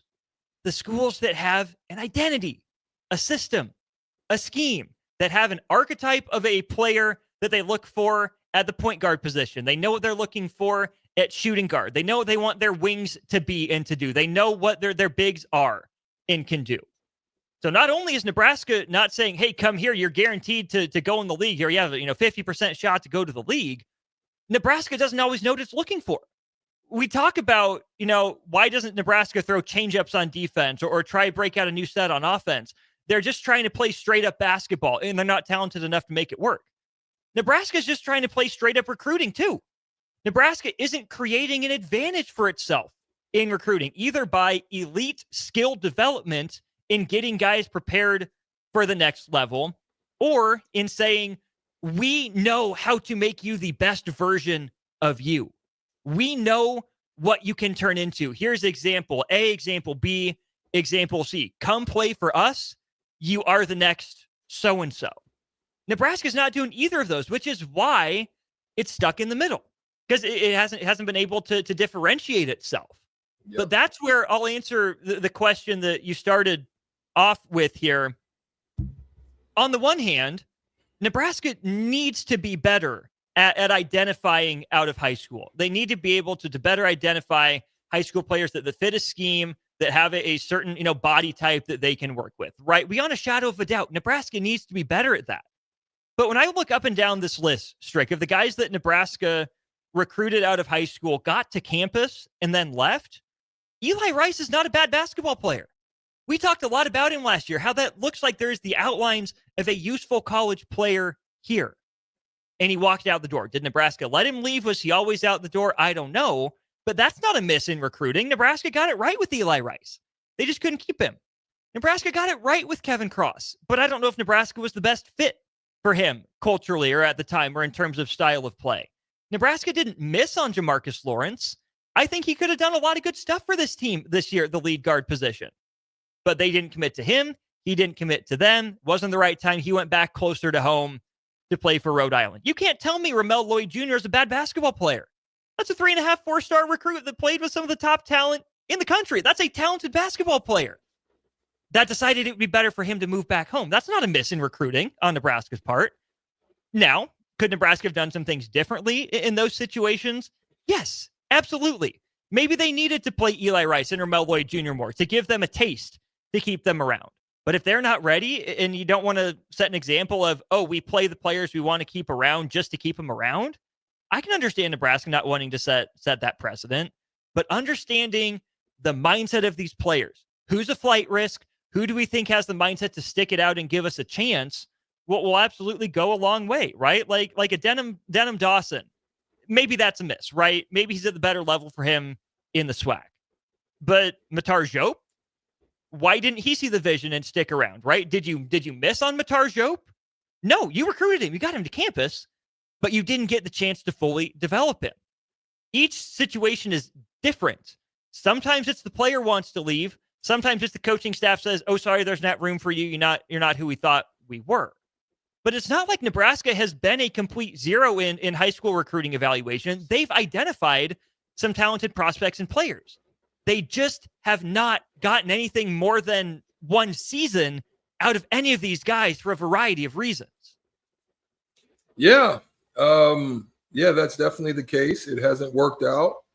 It hasn't panned out. But, we'll just have to really see. But I think it's important. I think it's important that they're going to have to find it. They're going to have a good balance. They're going to have a good balance of developmental players, and there's going to have to be a cycle with an understanding that some of them are going to bounce, some of them are going to seek greener pastures. Then there's going to have to be a communication piece and understanding. I want you, though, at this particular point, to just go and pull up the Nebraska roster. And is there some on the roster that you can envision possibly leaving, or will they be able to retain them? Because you got to really think about it. We know that there was some tension internally, right? Some of that tension is probably from some of the veterans. They'll be leaving. But then some of your younger players probably witnessed some of it. And internally, they could be saying, I don't want no parts of this. I don't like, the way it is, the leadership. I don't even see who the next leader is. So at this point, so this is why it's important to make sure you either you get a top decision, the top decision or a quick decision on Rink Mass, and Rink have a discussion with the young fellas, and you're communicating, Cough, Nick Janowski, cough. You know what I'm saying? You're having discussions, the leadership, as far as like Rink Mass, he's got to be your leader if he comes back and returns. He's got to be talking to these young fellas. I know what you saw last night, but I'm back. I'm telling you, it's not going to be this way. We're going to go out here and we're going to do what we did the year before and putting out the effort and the time. And I'm looking forward to working with you. Then that's got to also be communicated with the coaching staff. Yeah, I know, you didn't see much time this year. There was a reason for that. But understand that, we're looking to you for leadership now. And you're going to have those hard sit down. I don't know how it's going to go, but hopefully they're not going to lose too much because they can't get in the transfer portal and play. They can't. They just, because there it seems to be an unwillingness to get in there and really shuffle some money around. Well, because they're in between, because they don't have the biggest bags, and because they're at a level where they can't just take flyers on everyone, right? They have to have some level of provenness. We got to go to break, but I have one last thing I want to get across here, Strick. Old Dad 34 texts in again and says, so is that coaching with what you just explained, Austin? Absolutely. Some of it's on coaching, right? On not maximizing players, on not getting the best out of them, of not having the big picture visionary leadership to present to these players, right? Some of that falls on coaching. But Strick, again, I have only 2 players that have transferred out of Nebraska that definitely hurt since they're gone. And that's Kevin Cross and Eduardo Andre. Again, 2 out of 19 players. Now, did the other 17 not hurt Nebraska because they were bad? Because Nebraska missed an evaluation? Not necessarily. I have 4 other categories of players here. Departures that might hurt, might not hurt. You can convince me either way. DeMarcus Lawrence, like I just said, would have played a role on this team, but you get it. Maybe it hurt Nebraska, maybe it didn't. CJ Wilcher, maybe that lack of, or that loss of leadership, dependability, stability hurt Nebraska, but he didn't go on and do anything special at Texas A&M, so you can't tell me that hurt you too bad. Eli Rice, jury is still out on. Matar Jobe, jury is still out on. Ramel Lloyd, jury is still out on. Then Ivan Wadrogo. Maybe that would have been a useful Big Ten player. Maybe he found the right home for him in the Western Athletic Conference. I don't know. Not all those guys were misses. It just didn't necessarily come to fruition at Nebraska. Then there's some guys that a change of scenery was fantastic for, right? You look at Akala Rope, who helped build Omaha, right? Who helped provide them stability. He found the right level for him in the Summit League. Oleg Koyanets, right? It just wasn't going to work at Nebraska. He wasn't a Division I, power conference player. He went to the Mountain West, found a little bit of a home for his skill set, and that's been that. Samari Curtis was a guy I was excited about. He went to Evansville, then averaged double digits there, and then transferred to Bowling Green for 2 years. Nebraska took a chance on a guy. Turns out his best level was the mid-major level, and it was good for him. Cam Mack was an all-Southwestern Conference player when he left Nebraska, right? He played in 18 games for Prairie View A&M. They went 15-3 with him. Cam Mack was not a Big Ten basketball player. Had his moments, but it's about consistency. And this is one that some people would maybe throw in the definitely hurt Nebraska category, but I think when you look at the context, Strick, Teddy Allen leaving put a huge void on Nebraska's roster, but Nebraska could not afford to have Teddy Allen back with his style of play necessarily. So yeah, Teddy Allen going on to be the player of the year in the conference for New Mexico State and leading them to still the last time anyone has defeated UConn in the tournament.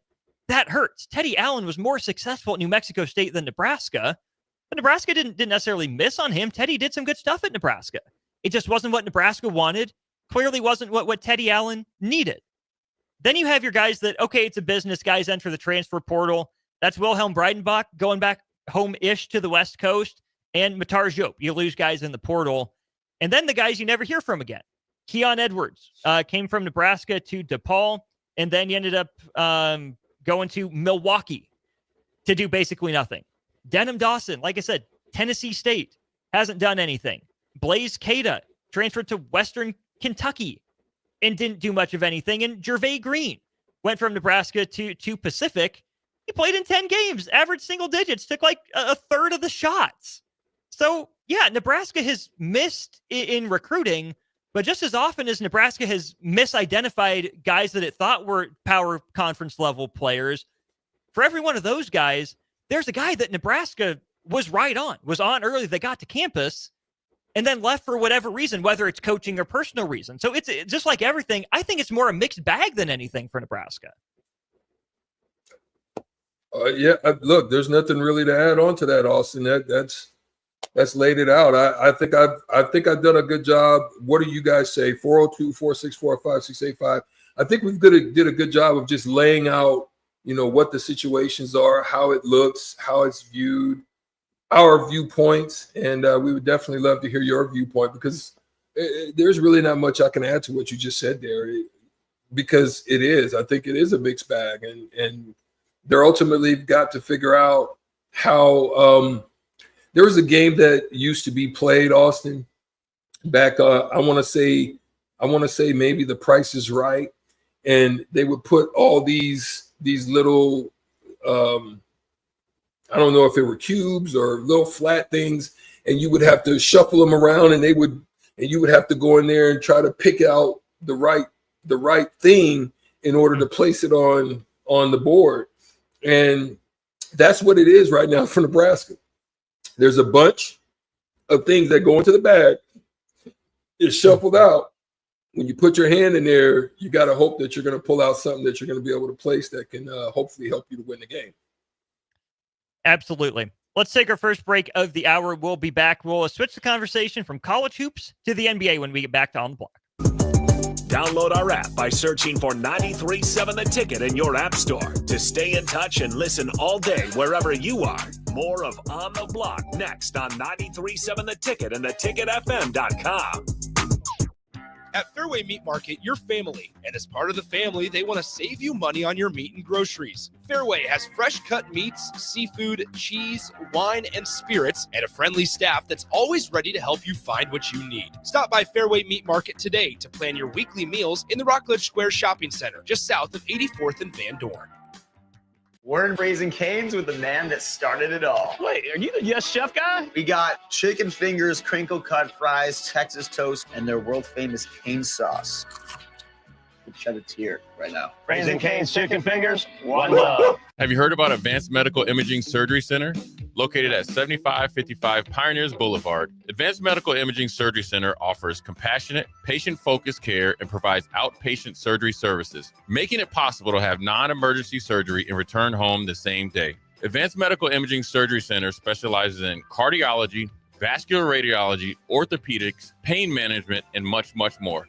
Give them a call today at 402-261-1085 or online at amimaging.com. 93.7 The Ticket, Fox, KFXL weather. Brought to you by Bryant Air Conditioning, Heating, Electrical, and Plumbing. Your Lincoln forecast for today: snow, wind, and blizzard conditions likely. We'll see a high around 36. Tonight, decreasing clouds, continue wind, a low around 20. And tomorrow, we'll see sunny skies with a light breeze and an afternoon high around 44. I'm meteorologist Kyle Fletcher for 93.7 The Ticket and theticketfm.com.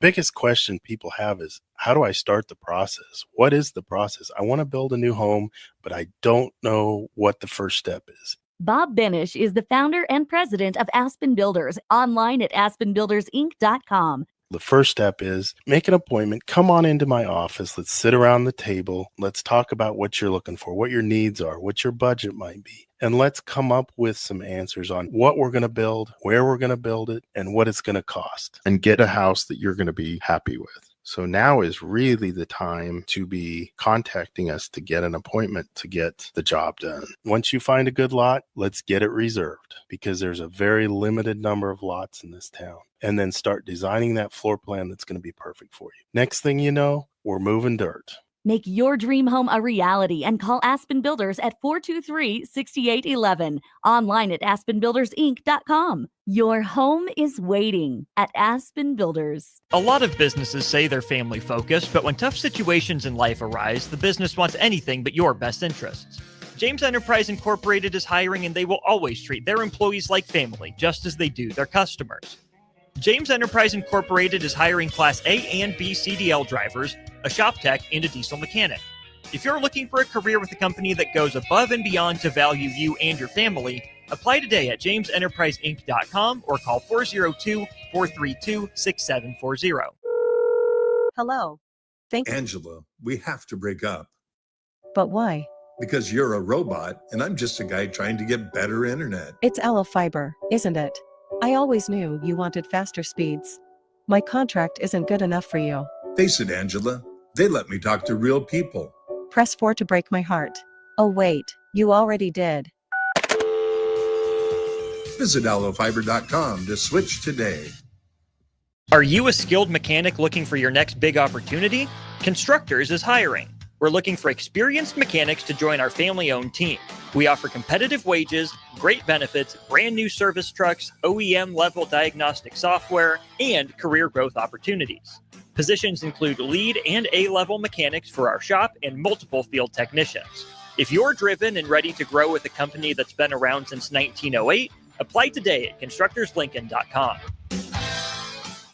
Now back to On the Block with Eric Strickland, Jay Foreman, and Austin Orman.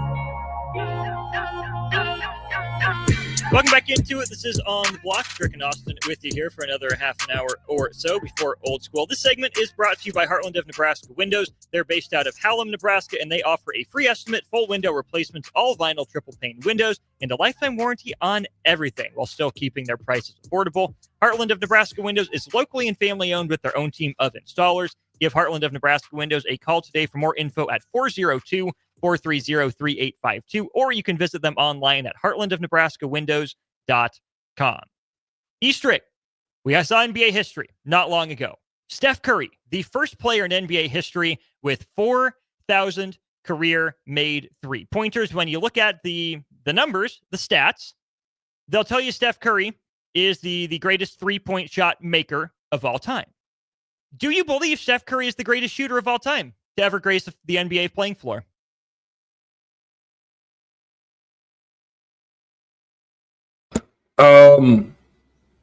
I can't fight Steph Curry, man. Just specifically on that question, because I know time is short, I'm going to just stick to I think he is. I think he is. I don't think you can fight the numbers and the shot making of the threes is as far as whether it's off the dribble, off the catch, deep water, it doesn't matter. He's a bucket. So, yeah. So if he's the best shooter of all time, is he a top 5 scorer of all time? Buckets from anywhere, number of buckets, type of buckets. Is Steph a top 5 scorer, not just shooter, but scorer of all time for you? So I'm going to add a little something into this discussion because I'm going to say in today's generation, yes. With the style of the NBA today, yes. But overall, if you take into account all the different parts of the NBA game from its past on, I'm not going to say yes, because I think in certain styles of the game, I still think he's a tremendous shooter. Reggie Miller was that. Reggie Miller had something that was uniquely different in that he was 6'8" and could do it, right? Mm-hmm. So I think with the physicality of the game, not a spread of the game, with more big men in the middle, a lot of the things that he's able to do and has done, he gets knocked on his back a good portion of those times. And your willingness to do a lot of that changes, right? The way teams blitzed you, and it was just really like they're putting blitz with body, body, knees, legs, all of that. None of that stuff was called. So this is why I hesitate on that, because then you got to look at Kareem. So now I put them in slots. Back in the older era, I'm looking at Wilt. I'm looking at Kareem. I'm looking at Oscar. So that's put there. Then you go into that middle tier, and you're looking at guys like Jordan. Scoring wise, you're looking at Bird. You're looking at guys like who else? Even maybe Drexler, or even Alex English. Mitch. You know what I'm saying? Yeah, I even put You know what I'm saying? English. There's a good group of guys that's in that mid tier. Then you kind of look in the new age. You've got to look at KD. You've got to look at I know LeBron is the all-time leading scorer. I still don't think he's like a bucket. You know what I'm saying? I think there's times on his bucket. I think there's, in transit, you talk about in transition, you talk about a lot of different things. You're talking about late clock. I'm a little hesitant. You see what I'm saying? But I think he's in that. I think Kevin Durant's in there. You think the James Harden is in there as far as just getting buckets, and Steph and those guys. So there's a few others that I think I'm missing as well as just absolutely getting buckets. And look, let's just be honest. A lot of people fight Jokic, man. Jokic is one of the best all-around players of all time. And they're going to fight him to the end of their days. But, the numbers are going to speak for himself, man. And the thing about Jokic is Jokic is a modern-day Sabonis. And a lot of y'all that's listening on here right now are not going to know what I'm talking about. You already have a Sabonis. Demontis. But no, wrong one, my boy. Daddy Sabonis. Big Arvydas Sabonis. Yo, y'all, if you didn't get to see Arvydas Sabonis in his prime before his knees and stuff started, when he was still playing overseas in Russia, before when he wouldn't come over here, couldn't come over Sabonis. Here? Well, yeah, that too. That Sabonis, bruh. Yeah, he's the modern day version of that with more skill. Like Sabonis was raw, physical, strong, crafty. Jokic is slick, crafty, bucket, shoots. Now, Sabonis could shoot the three, but they didn't shoot the three that same way. I think if it was, he might have been in that group, but he's a modern version of that for me. I need you and our listeners to know we will have the Nikola Jokic conversation, especially as we start winding down the regular season and we talk about MVP. It's an all-time race between Joker and SGA out there in the Western Conference for MVP. But Strick, while we're on Steph Curry here to wrap up the segment, Steph Curry just passed 40,000 career minutes. He was the fourth highest scorer in NBA history through his first 40,000 minutes, which is obviously a heck of a lot of minutes. The three guys ahead of him, you named. KD beat him by about 500 points. You had Wilt beat him by about 3,000 points. And MJ scored the most points in an NBA career in the first 40,000 minutes of a career at 32,710 of them. Steph's pretty easily going to break 30,000 points, barring injuries popping up as he gets older. And all these stats, I should note, are from Automatic NBA on Twitter. But I want to throw this out here for Steph Curry's scoring bona fides here, Strick. Before Steph Curry, the oldest player under 6'5" to average at least 23 points per game was Jerry West when he did it when he was 33. Steph Curry, in, to your point, a much different era and a much different style of player. Steph has averaged 23 or more points at age 33, 34, 35, and 36. Okay, so he's been the best player on these Warriors teams. He has the ball in his hands a lot. He's taken a lot of shots. Well, guess what? He's still efficient while doing it. 62% true shooting percentage, which does factor in, the threes are worth more than two and free throws as well. Obviously, I agree with you. When you think about just a traditional bucket, your mind goes to KD, your mind goes to MJ, your mind goes to Kobe. But even relative to the era, I want to make sure we're appreciating Steph as his career winds down. He's going to be known for how he changed the NBA because of his shooting. But so many guys at 6'2", maybe generously listed at 6'3", would have broken down, would have not gotten the opportunities that he had. And yet Steph continues to fill it up. He took the fewest scoring attempts to reach 25,000 points in NBA history, thanks in large part to the three ball. And again, the fourth fastest player to reach 25,000 points in terms of number of minutes. Yes, the three ball helps, but it's tricky. I still think for me, at the end of the day, Steph is going to go down as at least a top 10 scorer in NBA history, even if he's not the traditional quote unquote bucket, like you were saying. I'm not going to fight you. Again, I just had to put them in categories because, there's a way to determine that. But yeah, I can't fight you with that, that determination. Let's go to break. Have a couple things here on the text line to get to. That is how we will wrap up hour 2 of On the Block, brought to you by the Mercado by Certified Piedmontese. Follow Austin Strick and On the Block on Twitter at Austin Orman, eStrick20, and On the Block 93.7. More of On the Block coming up.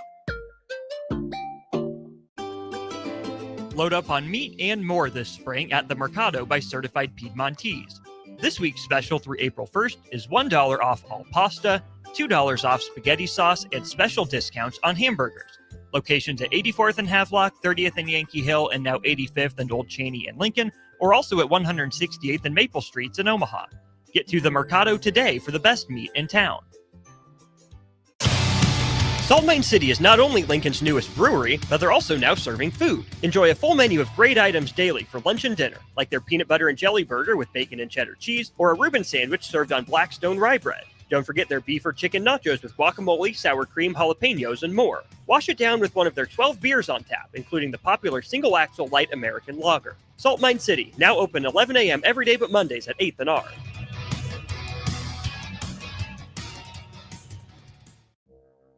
Get ready for spring by joining an evidence-based program to improve your health and well-being. These programs use proven strategies to help you make lasting changes, whether it's boosting nutrition, increasing activity, managing stress, or enhancing wellness. Invest in yourself today and feel your best this spring and beyond. Paid for by the Nebraska Department of Health and Human Services. Aired with the Nebraska Broadcasters Association and this station. At Parkview Animal Hospital in Lincoln, it's not just their professional care that sets them apart, but their warm staff and state-of-the-art facilities. Whether it's for a routine checkup or a comprehensive medical procedure, at Parkview, your pet isn't just another number, but a valued member of their caring family. Visit them at PAHLincoln.com today and in person just south of 14th and Pine Lake Road. Parkview Animal Hospital, your pet, their passion for happier, healthier, furry friends. Forget the lame excuse this year. Your boss already knows why you can't make it to work for those magical 2 days in mid-March. Join 93.7 The Ticket on Thursday and Friday at Buffalo Wings and Rings at 68th and O for March Mayhem.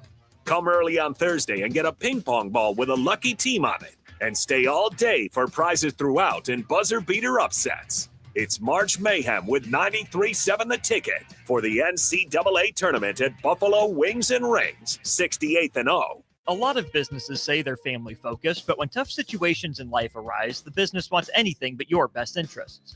James Enterprise Incorporated is hiring, and they will always treat their employees like family, just as they do their customers. James Enterprise Incorporated is hiring Class A and B CDL drivers, a shop tech, and a diesel mechanic. If you're looking for a career with a company that goes above and beyond to value you and your family, apply today at jamesenterpriseinc.com or call 402-432-6740. Are you ready for a new opportunity? Check out Sandhills Global. Join a dynamic team where your skills are valued and your career can soar. We offer full-time positions with a 4.5-day work week, competitive pay, excellent benefits, and a positive work environment. From IT and marketing to sales and finance, we're looking for talented individuals just like you. Apply today at sandhills.jobs and take the first step towards an exciting future. That's sandhills.jobs. Don't wait, apply now. Spring is here. It's time to get back outside and into proper shoes this year. Brown's Shoe Fit is the place to buy this spring with their sale on athletic shoes. Get $15 off any regular priced athletic shoes with respected brands like Hoka, Brooks, New Balance, and On Running. And don't forget, Brown's carries a large arrangement of sizes and widths to fit your feet properly. Start your spring off right at Brown's Shoe Fit, just south of 66th and Q in Lincoln. Empower a child today with the Teammates Mentoring Program. Hope is only a conversation away when you choose to share your talent, time, and heart with a child. Together, you can build a relationship based on strengths and chart a brighter future, 1 week at a time. Find out how you can be a mentor by visiting LincolnTeammates.org. Become what you needed as a kid by joining the Teammates Mentoring Program today. Are you a skilled mechanic looking for your next big opportunity? Constructors is hiring. We're looking for experienced mechanics to join our family-owned team. We offer competitive wages, great benefits, brand new service trucks, OEM-level diagnostic software, and career growth opportunities. Positions include lead and A-level mechanics for our shop and multiple field technicians. If you're driven and ready to grow with a company that's been around since 1908, apply today at constructorslincoln.com. Now back to On the Block with Eric Strickland, Jay Foreman, and Austin Orman. One final segment of the show. Our last segment is always brought to you by Love Volleyball Omaha. Their season runs through April, but get your tickets today to watch the ladies in action at the Liberty First Credit Union Arena in Ralston, LOVBOMA.com for your tickets. Let's head back to the Starter Heyman at Jewelers text line here. I think lots to get to here. 8985 says, how many game-tying or game-winning shots does Steph Curry have in the NBA? Looked it up, Stricky, since 2013. Do you have a guess for how many game winners Steph Curry has hit since 2013? Since when? 2013. How many game winners has Steph Curry hit? I mean, are you saying game winners where the clock exhausts itself? Are you talking about at halftime or specifically with the game on the line and boom, he hits it and the game's over? Yeah, so that's a tough question. The game winning wins the game, not halftime, but like actually ends up being the game winning bucket. So here's what I'm operating since when? Since 2013. Steph Curry holds the record since 2013 for the most game winning shots in the last 5 seconds of the fourth quarter and overtime over the last decade. How many of those shots? I'm going to say 32. He's got 10 of them. That's still a high number. Mm-hmm.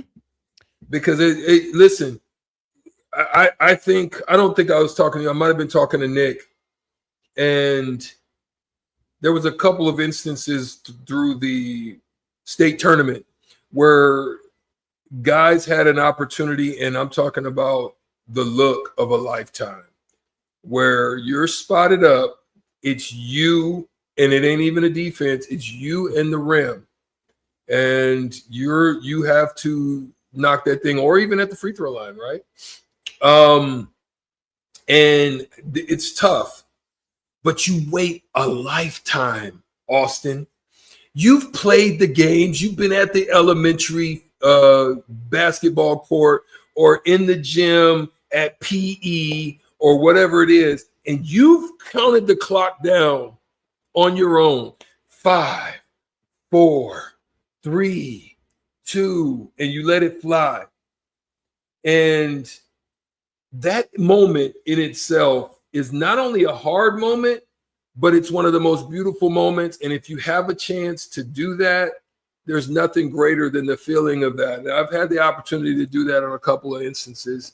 And, but I'll tell you what, to be able to do it at that clip and that high of a clip, you've got to give him absolute credit for it. You got to give him credit. And those are just the ones that happened with 5 seconds or less remaining. So I'm sure the number is even higher when you factor in the ones that they still had a possession of defense afterwards or whatever. Well, if you add in the USAA team that he just played on, you could add a couple more to that because he put some people to bed. But yeah, man, Steph he's definitely, you can definitely say he's one of the top clutch players of all time. That is an incredible lead into this other question then from 8985 on our Starter Heyman Jewelers text line. He texted in and said, if I needed someone to make a 3-pointer to save my life, I would pick Reggie Miller. And that's coming from someone who disliked Reggie Miller while he was playing. First of all, let's chill on the Reggie Miller disrespect, right? Reggie's a great player in his own right. I'm going to say him. I'm going to say Ray Allen. Jesus Shuttlesworth? Okay. I'm going to say Ray Allen. Ray Allen. Even though you yammed on him? You trust him? Even though you yammed on him, Stricky? Yeah, I would say Ray Allen definitely's got to be in there. MJ is definitely got to be in there. I mean, listen, I'm even throwing Kobe in the mix. Kobe's definitely one of them. Not 3 though. I'm just saying if I need to get a good attempt or a good bucket, him. I'm trying to think of who else, man, I can go back to. I love Rod Strickland. Like, I want him with the ball in crunch time. If I need a good shot or I need to get something off, he's real crafty. Another guy that is sneaky to me, this is just a personal thing, and that's Cedric Sabalas. Cedric Sabalas was a mini worm. There is something, I don't know how he did what he did, man, about he would get the ball. He would barely even jump, but he would find a way to, slip a spin on it or he would find a way to get the ball in the hoop. And I'll never forget that we were down to that Bulls team that had won, that had the record before the Golden State team. Mm-hmm. And got the ball on the side, and he knocked down a 3 to take it into overtime, in which we ended up beating him. So he was crafty, man. I just love guys that can get it done. I love Kiki Vandeweghe, guys that were unsung heroes that could get buckets, especially when you need it. Okay, these two guys are on the court.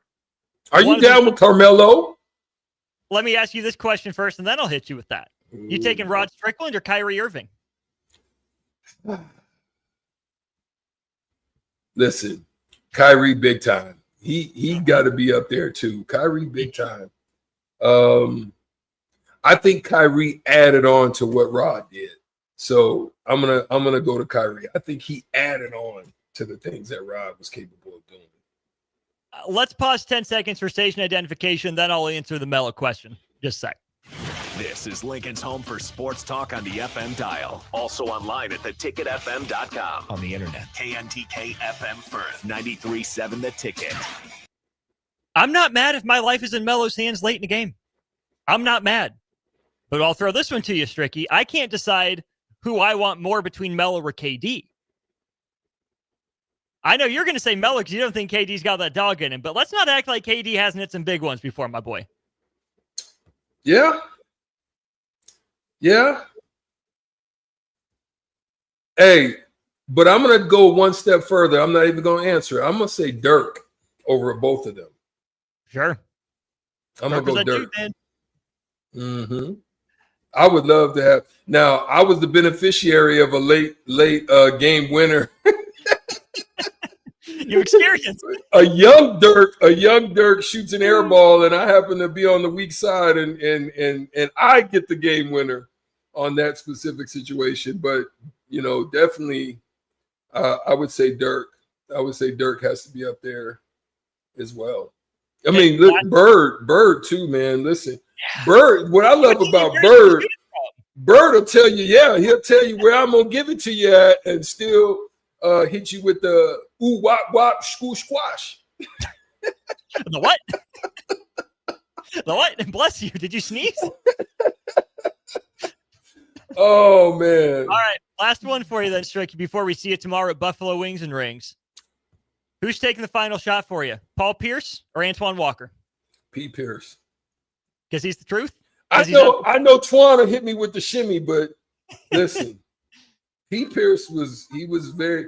Look, I watched P. Pierce against us having Al Harrington dead in his face. I go over there, try to get in the mix. He throws me out the way. P said, "You sure you want this?" And with the eyeball sandwich. And I was glad I wasn't in it. So it matters at the end of the day. You tried. Gotcha. All I can say is, Al. Gotcha. I got you. I got him. Not you. They got him. Me. Gotcha. You tried. Stricky wanted that. Wouldn't happen if Stricky was there. That's what we're saying. Oh, man. Easter egg, thanks for hopping on, partner. We will see you down at Wings and Rings for the show tomorrow. Yes, sir. That's Easter egg. I'm Austin. It's been a blast. Big thanks to the Mercado by Certified Piedmontese for their sponsorship here of the show. Until next time, this has been On the Block. Old School comes your way in just a sec.